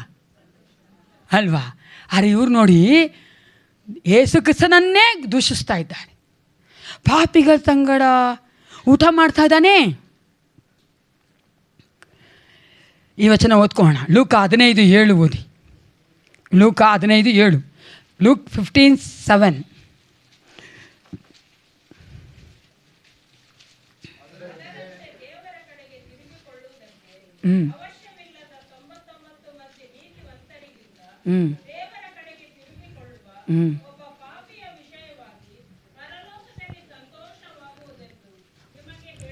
ಸಾಕು. ಪರಲೋಕ ಸಂತೋಷ ಆಗಬೇಕಂದ್ರೆ ಒಬ್ಬ ಪಾಪಿ ಮನಸಾಂತರ ಹೊಂದಬೇಕು. ಪರಲೋಕನೇ ಸಂತೋಷ ಪಡ್ತದೆ. ಈ ಲೋಕದಲ್ಲಿರುವ ದೇವರ ಮಕ್ಕಳು ಅಂದುಕೊಳ್ಳುವಂತಹ, ಧರ್ಮವನ್ನು ಬೋಧಿಸುವಂಥವರು, ಧರ್ಮವನ್ನು ನಾವು ಹಿಂಬಾಲಿಸ್ತಾ ಇದೆ ಅನ್ನುವಂಥವ್ರು ಒಬ್ಬ ಪಾಪಿ ಮನಸಾಂತರಕ್ಕೆ ಬಂದರೆ ಒಪ್ತಾ ಇಲ್ಲ. ಅದಕ್ಕೆ ನಾನು ಹೇಳಿದೆ, ಪ್ರಾಕೃತಿಕ ಮನುಷ್ಯ, ಲೋಕದ ಮನುಷ್ಯ ಆತ್ಮಿಕ ಕಾರ್ಯಗಳನ್ನ ಅರ್ಥ ಮಾಡ್ಕೋದಿಲ್ಲ. ಅದಕ್ಕೋಸ್ಕರವಾಗಿ ನಿಮ್ಮ ಮನೆಗಳಲ್ಲಿ ನಿಮ್ಮೊಟ್ಟಿಗೆ ಇರುವಂಥ ಅವಿಶ್ವಾಸಿ ಮಕ್ಕಳೊಂದಿಗೆ ಯೋಚನೆ ಮಾಡಿ, ಚೆನ್ನಾಗಿ ಆಲೋಚನೆ ಮಾಡಿ, ಚೆನ್ನಾಗಿ ಜ್ಞಾನದಿಂದ ವಾಕ್ಯ ಕೊಡಬೇಕು ಅವರಿಗೆ. ಇಲ್ಲ ಅಂದರೆ ನೀವು ಅನ್ಕೋತೀರಾ ನಾನು ಹೇಳ್ತಾ ಇರೋದು ಅವ್ರಿಗೆ ಅರ್ಥ ಆಗತ್ತೆ ಅಂತ. ಅರ್ಥ ಆಗೋದಿಲ್ಲ. ಯಾಕಂದರೆ ಕಣ್ಣುಗಳನ್ನ ಮುಚ್ಚಿಬಿಟ್ಟಿದ್ದಾನೆ ಸೈತಾನ. ನೋಡಿ ಎಷ್ಟು ಚೆನ್ನಾಗಿದೆ ಅಲ್ಲ. ದೇವ್ರ ವಾಕ್ಯ ಹೇಳ್ತದೆ ಸಂತೋಷ ಪಡ್ತದೆ, ಪರಲೋಕ ಸಂತೋಷ ಪಡ್ತದೆ, ಆದರೆ ಇವರು ಸಂತೋಷ ಇಲ್ಲ. ಏನು ನಿಮ್ಮ ಗುರು ಪಾಪಿಗಳ ಹತ್ರ, ಸುಂಕದವ್ರ ಹತ್ರ ಊಟ ಮಾಡ್ತಾ ಇದ್ದಾನೆ? ದೇವರು ಮನುಷ್ಯ ನೋಡುವಂತೆ ನೋಡೋದಿಲ್ಲ ಪ್ರಿಯರೇ. 1 ಸಾಮುವೇಲ 16:7 ಏನು ಹೇಳ್ತದೆ? ಓದಿ ವಚನ. 1 ಸಾಮುವೇಲ 16:7. 16:7. 1 Samuel 16:7.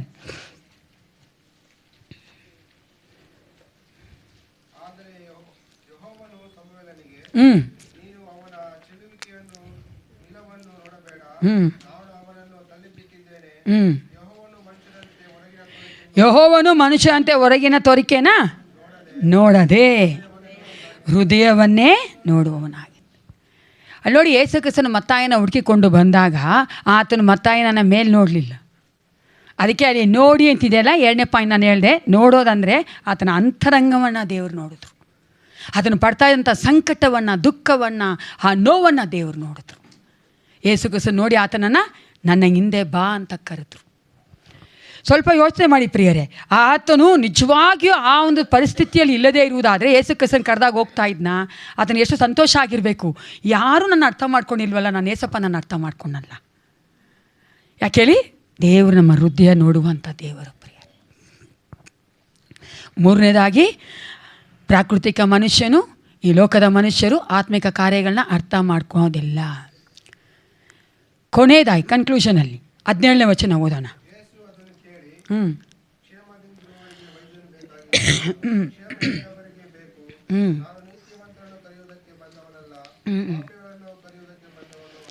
ಹಲ್ಲೆಲೂಯಾ.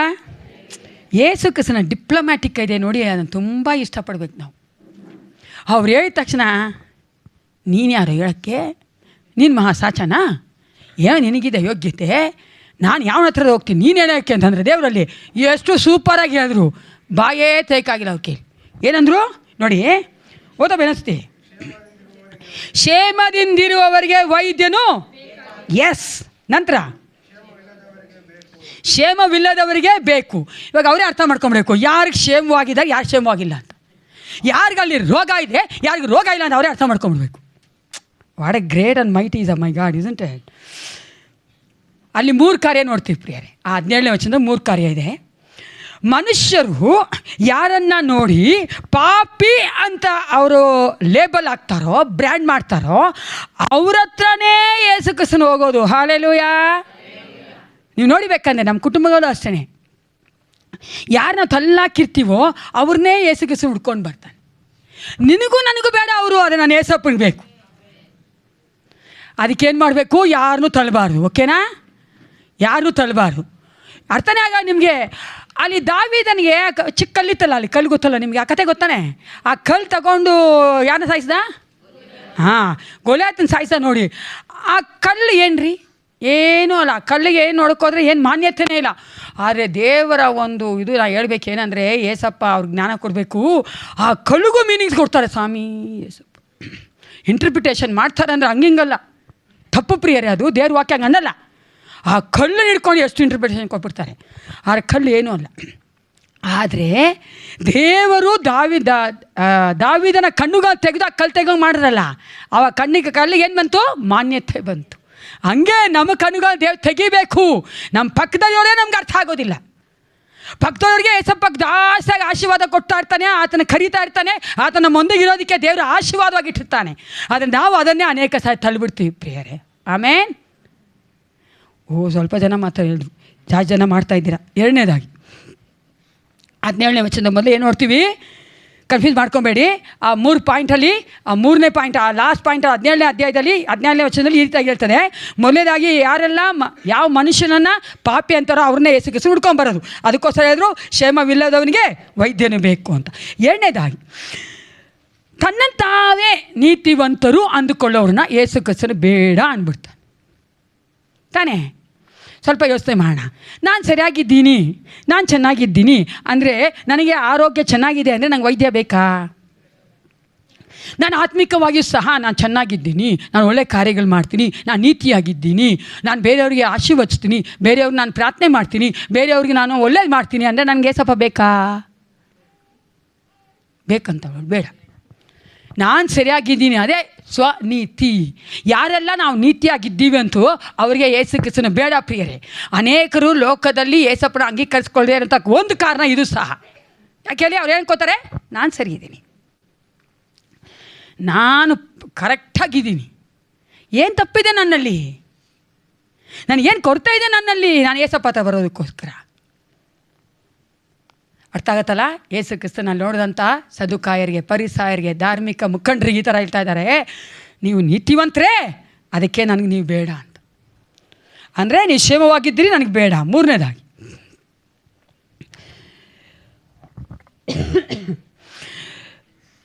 ನಾವು ಪಾಪಿಗಳು ಅಂತ ಒಪ್ಕೊಳ್ಬೇಕು. ಇಲ್ಲಿ ಯೇಸು ಕ್ರಿಸ್ತನು ಹೇಳ್ತಾ ಇದ್ದಾನೆ, ನೀವು ಪಾಪಿಗಳು ಅಂತ ನೀವು ಒಪ್ಕೊಳ್ಳುವುದಾದರೆ, ನೀವು ಅನೀತಿವಂತರು ಅಂತ ಒಪ್ಕೊಳ್ಳುವುದಾದರೆ ನಾನು ನಿಮಗೆ ಬೇಕು. ಆ ವಚನ ಕೊನೆಯದಾಗ ಏನು ಹೇಳ್ತಾರೆ ಓದಿ. ನಾನು ನೀತಿವಂತರನ್ನು ಕರೆಯುವುದಕ್ಕೆ ಬಂದವನಲ್ಲ. ಅದಕ್ಕೆ ಯೇಸು ಕ್ರಿಸ್ತನು ಹೇಳ್ತಾನೆ, ನೀವು ನೀತಿವಂತರ ಅಂತ ಅಂದ್ಕೊಂಡ್ರೆ ನಾನು ನಿಮಗೋಸ್ಕರ ಬಂದಿಲ್ಲ, ನೀವು ಪಾಪಿಗಳಂತ ಅಂದ್ಕೊಂಡ್ರೆ ನಾನು ನಿಮಗೋಸ್ಕರ ಬಂದಿದ್ದೇನೆ. Better you accept you are a sinner. ನೀನು ಪಾಪಿ ಅಂತ ಒಪ್ಕೋ, ಯಾಕಂದರೆ ನಾನು ನಿನಗೆ ಬೇಕು, ನಿನಗೆ ರಕ್ಷಣೆ ಬೇಕು. ಈ ಲೋಕದಲ್ಲಿ ಯಾರೂ ನೀತಿವಂತರಿಲ್ಲ ಪ್ರಿಯರೇ. ದೇವ್ರ ವಾಕ್ಯ ಚೆನ್ನಾಗಿ ಹೇಳ್ತಾರಲ್ಲ, ಒಬ್ಬನಾದರೂ ಇಲ್ಲ. ಅದಕ್ಕೋಸ್ಕರವೇ ದೇವರು ಯೇಸು ಕ್ರಿಸ್ತನ ನಾಮದಲ್ಲಿ ಈ ಲೋಕದಲ್ಲಿ ನಮ್ಮ ಪಾಪಗಳಿಗೋಸ್ಕರವಾಗಿ ತನ್ನನ್ನೇ ಒಪ್ಪಿಸಿಕೊಡುವುದಕ್ಕಾಗಿ, ನಮ್ಮನ್ನು ನೀತಿವಂತರಾಗಿ ಮಾಡುವುದಕ್ಕಾಗಿ, ಪರಲೋಕಕ್ಕೆ ನಮ್ಮನ್ನು ಕರ್ಕೊಂಡು ಹೋಗುವುದಕ್ಕಾಗಿಯೇ ಬಂದಿದ್ದಾನೆ ಪ್ರಿಯರೇ. ಆವಾಗ ನಾವು ಒಪ್ಕೊಬೇಕಾ ಬೇಡವಾ? ಅದನ್ನೇ ಅಲ್ಲಿ ಯೇಸು ಕ್ರಿಸ್ತನು ಹೇಳ್ತಾ ಇರೋದು ನಾವು ನೋಡುತ್ತೇವೆ. ಈ ಒಂದು ವೇದ ಭಾಗದಲ್ಲಿ ಮೊದಲನೇದಾಗಿ ಏನು ನೋಡ್ತೇವೆ, ಮತ್ತಾಯನನ್ನು ಯೇಸು ಕ್ರಿಸ್ತನ ಕಾರ್ಯದ ಬರೋಕ್ಕೆ ಮುಂಚಿತವಾಗಿ ಆತನ ಒಂದು ಪರಿಸ್ಥಿತಿ ಯಾವ ರೀತಿಯಾಗಿತ್ತು. ಎರಡನೇದಾಗಿ ಯೇಸು ಕ್ರಿಸ್ತನು ಆತನ ಜೀವಿತದಲ್ಲಿ ಬಂದಾಗ ಆದಂಥ ಬದಲಾವಣೆ ನೋಡ್ತೇವೆ.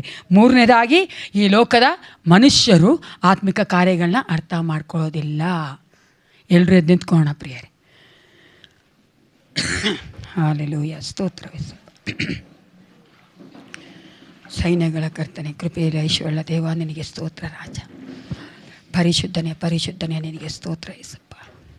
ಹೌದು ಪ್ರಿಯರೇ, ಈ ಲೋಕದಲ್ಲಿ ನಾವು ಮಾಡುವಂಥ ಎಂಥ ಒಂದು ಪ್ರೊಫೆಷನ್ನೇ ಆಗಿದ್ದರು, ಎಂಥ ಒಂದು ಕೆಲಸಗಳೇ ಆಗಿದ್ದರು, ಎಲ್ಲದಕ್ಕಿಂತಲೂ, ಎಲ್ಲ ಅಧಿಕಾರಕ್ಕಿಂತಲೂ ಹೆಚ್ಚಾದ ಒಂದು ಮಾನ್ಯತೆ, ಹೆಚ್ಚಾಗಿರುವಂಥ ಒಂದು ಗೌರವ ತರುವಂಥ ದೇವರ ಒಂದು ಕರೆಯುವಿಕೆ ನಮ್ಮ ಮೇಲೆ ಇರಬೇಕು ಪ್ರಿಯರೇ. ಆ ಒಂದು ಕರೆಯುವಿಕೆ ನಮ್ಮನ್ನು ದೇವರು ಆತನ ಒಂದು ಸೇವೆಗಾಗಿರ್ಬೋದು, ಆತನ ಒಂದು ಕೆಲಸಗಳನ್ನ ಮಾಡೋದಕ್ಕಾಗಿರ್ಬೋದು. ಅದು ನಾವು ದೊಡ್ಡದಾದ ಸೇವೆಯೇ ಆಗಿರಬೇಕು ಅಂತಲ್ಲ ಪ್ರಿಯರೇ, ಚಿಕ್ಕ ಚಿಕ್ಕದಾದಂಥ ಸೇವೆಗೂ ಸಹ ದೇವರು ನಮ್ಮನ್ನು ಕರೀತಾ ಇರ್ಬೋದು. ಅದಕ್ಕೆ ನಾವು ಒಪ್ಪಿಸಿಕೊಡೋಣ. ದೇವ್ರ ವಾಕ್ಯ ಹೇಳ್ತದೆ, ದೇವರು ಎಲ್ಲರನ್ನ ಕರೆದಿದ್ದಾನೆ. ದೇವರು ತನ್ನ ರಾಜ್ಯದ ಕೆಲಸಕ್ಕಾಗಿ ಎಲ್ಲರನ್ನ ಕರೆದಿದ್ದಾನೆ. ಅದು ಚಿಕ್ಕದಾಗಿರ್ಬೋದು, ದೊಡ್ಡದಾಗಿರ್ಬೋದು. ಆ ಒಂದು ಕೆಲಸಗಳಿಗೆ ನಾವು ನಮ್ಮನ್ನು ಒಪ್ಪಿಸಿಕೊಟ್ಟಿದ್ದೇವಾ? We realise that God has called me. ದೇವರನ್ನು ಕರೆದಿದ್ದಾನೆ ಎಂಬ ಒಂದು ಆಲೋಚನೆ ನಿಮಗಿದೆಯಾ ಪ್ರಿಯರೇ? ಬರೀ ಪಾಸ್ಟರ್ನ ಕರೆದಿದ್ದಾರೆ, ಸೇವಕರನ್ನ ಕರೆದಿದ್ದಾರೆ, ನನ್ನನ್ನೇನು ಕರೆದಿದ್ದಾನೆ ದೇವರು? ಇಲ್ಲ ಪ್ರಿಯರೇ, ನಿಮ್ಮನ್ನು ಸಹ ದೇವರು ಕರೆದಿದ್ದಾನೆ. ದೇವರು ನಿಮ್ಮನ್ನು ಕರೆದಿರುವಂಥ ಒಂದು ಉದ್ದೇಶವನ್ನು ನೀವು ತಿಳ್ಕೊಳ್ಬೇಕು. ಮತ್ತಾಯನ ಕರೆದ ತಕ್ಷಣ ದೇವರು ಯಾವ ರೀತಿಯಾಗಿ ಮತ್ತಾಯನು ಒಬ್ಬೇ ಆದ್ನೋ, ವಿಧಿಯನಾದ್ನೋ, ಅದೇ ರೀತಿಯಾಗಿ ನಾವು ಸಹ ವಿಧಿಯರಾಗಬೇಕು ಪ್ರಿಯರೇ. ನಾವು ಸ್ವಲ್ಪ ಯೋಚನೆ ಮಾಡುವುದಾದರೆ ನಮ್ಮ ಸಿಚುವೇಶನ್ ಸಹ ಮತ್ತಾಯನಿಗಿಂತ ಏನು ವ್ಯತ್ಯಾಸವಾಗಿಲ್ಲ. ನಮ್ಮಲ್ಲಿ ದುಃಖಗಳುಂಟು, ಸಂಕಟಗಳುಂಟು, ನೋವುಗಳುಂಟು. ಆದರೆ ದೇವರನ್ನು ನಾವು ನಮ್ಮ ಜೀವಿತಗಳನ್ನು ಒಳಗೊಳ್ಳೋದಕ್ಕೆ ಬಿಡುವುದಾದರೆ, ಆತನ ಕರೆಯುವಿಕೆಗೆ ನಮ್ಮನ್ನು ಒಪ್ಪಿಸಿಕೊಡುವುದಾದರೆ, ದೇವರು ನಮ್ಮ ಜೀವಿತಗಳನ್ನ ಬದಲಾಯಿಸಿ ಆತನ ಒಂದು ಮಹಿಮೆಗೋಸ್ಕರವಾಗಿ ಉಪಯೋಗಿಸ್ಕೊಳ್ತಾನೆ ಪ್ರಿಯರೇ. Thank you Jesus. ಹಲ್ಲೆಲೂಯಾ. ಪರಿಶುದ್ಧನೇ ನಿನಗೆ ಸ್ತೋತ್ರ ರಾಜ. Thank you Holy Spirit. We worship you Father God. ಅಪ್ಪ, ನಿನ್ನ ಮತ್ತಾಯನ ಕರ್ತನೆ, ನಿನ್ನ ಮಗನಾದ ಮತ್ತಾಯನ ಮೂಲಕವಾಗಿ ಕರ್ತನೆ ರಾಜ, ಮಗನ ಜೀವಿತದಲ್ಲಿ ನೀನು ಮಾಡುವಂಥ ಕಾರ್ಯಗಳ ಮೂಲಕವಾಗಿ ನಮ್ಮೊಂದಿಗೆ ನೀನು ಮಾತನಾಡಿದ್ದಿ ಎಸಪ್ಪ. ನಾವು ಸಹ ಸಭೆಯಲ್ಲಿದ್ದೇವೆ, ನಿನ್ನ ಒಂದು ಕರ್ತನೆ ಸನ್ನಿಧಾನದಲ್ಲಿದ್ದೇವೆ ಕರ್ತನೆ. ನಮ್ಮೊಂದಿಗೆ ನೀನು ಕರ್ತನೆ ಇನ್ನೂ ಹೆಚ್ಚಾಗಿ ಮಾತನಾಡು. ನಾವು ಯಾತಕ್ಕಾಗಿ ಕರೆಯಲ್ಪಟ್ಟಿದ್ದೇವೆ, ನೀನು ಯಾವ ಉದ್ದೇಶಕ್ಕಾಗಿ ನಿನ್ನ ಮಕ್ಕಳಾಗಿ ಮಾಡಿಕೊಂಡಿದ್ಯೋ ಆ ಉದ್ದೇಶ ನೆರವೇರಬೇಕಪ್ಪ. ಚಿಕ್ಕ ಚಿಕ್ಕದಾದಂಥ ಕರ್ತನೆ ವಿಧೇಯತೆಯನ್ನು ನಮಗೆ ಕೊಡು ಕರ್ತನೆ, ಸೆನ್ಸಿಟಿವಿಟಿಯನ್ನು ಕೊಡು ಕರ್ತನೆ, ಗ್ರಹಿಸಿಕೊಳ್ಳುವಂಥ ಮನಸ್ಸನ್ನು ಕೊಡು ಯೇಸಪ್ಪ. Thank you Jesus. Hallelujah. We worship you Father God. We worship you Lord. ಸ್ತೋತ್ರ ಸ್ತೋತ್ರ ಸ್ತೋತ್ರ ರಾಜ. ಭೂಮಿ ಆಕಾಶಗಳ ಒಡೆಯಾದ ಪರಲೋಕ ತಂದೆ, ಅಪ್ಪ ಪಿತನೇ, ಒಂದು ಸಮಯಕ್ಕಾಗಿ ನಿನಗೆ ಸ್ತೋತ್ರ ಉಂಟಾಗಲಿ ಅಪ್ಪ. ನಿನ್ನ ವಾಕ್ಯದ ಮೂಲಕವಾಗಿ ನಿನ್ನ ಮಕ್ಕಳೊಂದಿಗೆ ಮಾತನಾಡ್ತಾ ಇದ್ದಿ ಕರ್ತನೆ. ಅಪ್ಪ ಏಸಪ್ಪ, ನಾವು ನಿನ್ನ ಮಕ್ಕಳಾಗಿ ಈ ಲೋಕದಲ್ಲಿ ಜೀವಿಸಿ ನಾವು ಕರ್ತನೆ ನಿನ್ನಲ್ಲಿಯೇ ನಿತ್ಯಕ್ಕೂ ಜೀವಿಸುವುದಕ್ಕಾಗಿ ಬರಬೇಕಾಗಿದ್ದೆಲ್ಲ ಏಸಪ್ಪ. ನಮ್ಮನ್ನು ಪ್ರಿಪೇರ್ ಮಾಡು, ಪ್ರತಿಯೊಂದು ದಿನವೂ ನಮ್ಮನ್ನು ಪ್ರಿಪೇರ್ ಮಾಡು ಏಸಪ್ಪ. ನಿನ್ನ ಬರೋಣವು ಕರ್ತನೆ ಅತಿ ಶೀಘ್ರವಾಗಿದೆಯಲ್ಲ ರಾಜ, ಅದು ಹತ್ತಿರವಾಗಿದೆಯಲ್ಲ ಏಸಪ್ಪ. ನಮ್ಮನ್ನು ನಾವು ಸಿದ್ಧ ಮಾಡಿಕೊಳ್ಳುವಂತೆ ಕರ್ತನೆ ಅಪ್ಪ, ಪ್ರತಿಯೊಂದು ಕರ್ತನೆ ಸಮಯದಲ್ಲಿಯೂ ರಾಜ ನಿನ್ನನ್ನೇ ಕರ್ತನೆ ದೃಷ್ಟಿಸಿ ನೋಡುವಂಥ ಮಕ್ಕಳಾಗಿ ನಿನ್ನ ಮೇಲೆಯೇ ಕರ್ತನೆ ಅಪ್ಪ ಅವಲಂಬಿತರಾಗುವಂತೆ ಕಾರ್ಯವನ್ನು ಮಾಡು ಕರ್ತನೆ. ಆಶೀರ್ವದಿಸು, ಬಲಪಡಿಸು ರಾಜ ಏಸಪ್ಪ. ನಮಗೆ ನೀವೊಬ್ಬರೇ ಕರ್ತನೆ ಅಪ್ಪ ಸಹಾಯ ಮಾಡಲು ಸಾಧ್ಯ. ನಮ್ಮ ಸಹಾಯ ನಿನ್ನಿಂದ ಮಾತ್ರ ಕರ್ತನೆ. ನೀನೇ ನಮ್ಮನ್ನು ಕರ್ತನೆ ಹೌದು ರಾಜ ನಡೆಸಬೇಕೆ ನಾವು ಬೇಡಿಕೊಳ್ಳುತ್ತೇವೆ. ನಮ್ಮ ಕುಟುಂಬಗಳಲ್ಲಿ ಏಸಪ್ಪ, ನಮ್ಮ ಮಕ್ಕಳಲ್ಲಿ ಕರ್ತ, ನಮ್ಮಲ್ಲಿ ಏಸಪ್ಪ ನೀವು ನಿನ್ನ ಉದ್ದೇಶಗಳನ್ನು ನೆರವೇರಿಸಿಕೊಳ್ಳಬೇಕೆ ನಾವು ಒಪ್ಪಿಸಿಕೊಡುತ್ತೇವೆ ಅಪ್ಪ. ಸೈತಾನ ಬೇಡದ ಕಾರ್ಯಗಳೆಲ್ಲವೂ ನಮ್ಮ ಕುಟುಂಬಗಳನ್ನ ಬಿಟ್ಟು ಹೋಗಲಿ ಕರ್ತನೆ. ಯಾವುದು ನಮ್ಮನ್ನು ಕರ್ತನೆ ತೊಂದರೆ ಮಾಡದಂತೆ ಏಸಪ್ಪ, ನಿನ್ನ ಮೇಲೆ ಇಟ್ಟಿರುವಂಥ ಆ ದೃಷ್ಟಿಯನ್ನು ಕರ್ತನೆ ಅಳಗಸದಂತೆ ಕರ್ತನೆ ಹೌದು ರಾಜ ಅದನ್ನು ಕರ್ತನೆ ತಪ್ಪಿಸದಂತೆ ನೀನು ಕಾರ್ಯ ಮಾಡು, ಬಲಪಡಿಸು, ಆಶೀರ್ವದಿಸು. ಯೇಸು ಕ್ರಿಸ್ತನ ನಾಮದಲ್ಲಿ ಪ್ರಾರ್ಥಿಸ್ತೇನೆ ಒಳ್ಳೆಯ ಪಿತನೇ. ನನ್ನ ಮನವೇ ಕರ್ತನು, ನನ್ನ ಮನವೇ ಕರ್ತನು ಕೊಂಡಾಡು, ಆತನು ಆಮೇನ್. ನಮ್ಮ ಕರ್ತನಾದ ಯೇಸು ಕ್ರಿಸ್ತನ ಕೃಪೆಯು, ತಾಯಿ ದೇವರ ಪ್ರೀತಿಯು, ಪರಿಶುದ್ಧಾತ್ಮ ಅನ್ಯೋನ್ಯತೆಯು, ಸಹವಾಸವು, ಸಹಾಯವು ಸದಾಕಾಲ ನಮ್ಮೆಲ್ಲರೊಂದಿಗೆ ಇರಲಿ. Praise the Lord. Let Jesus bless you abundantly.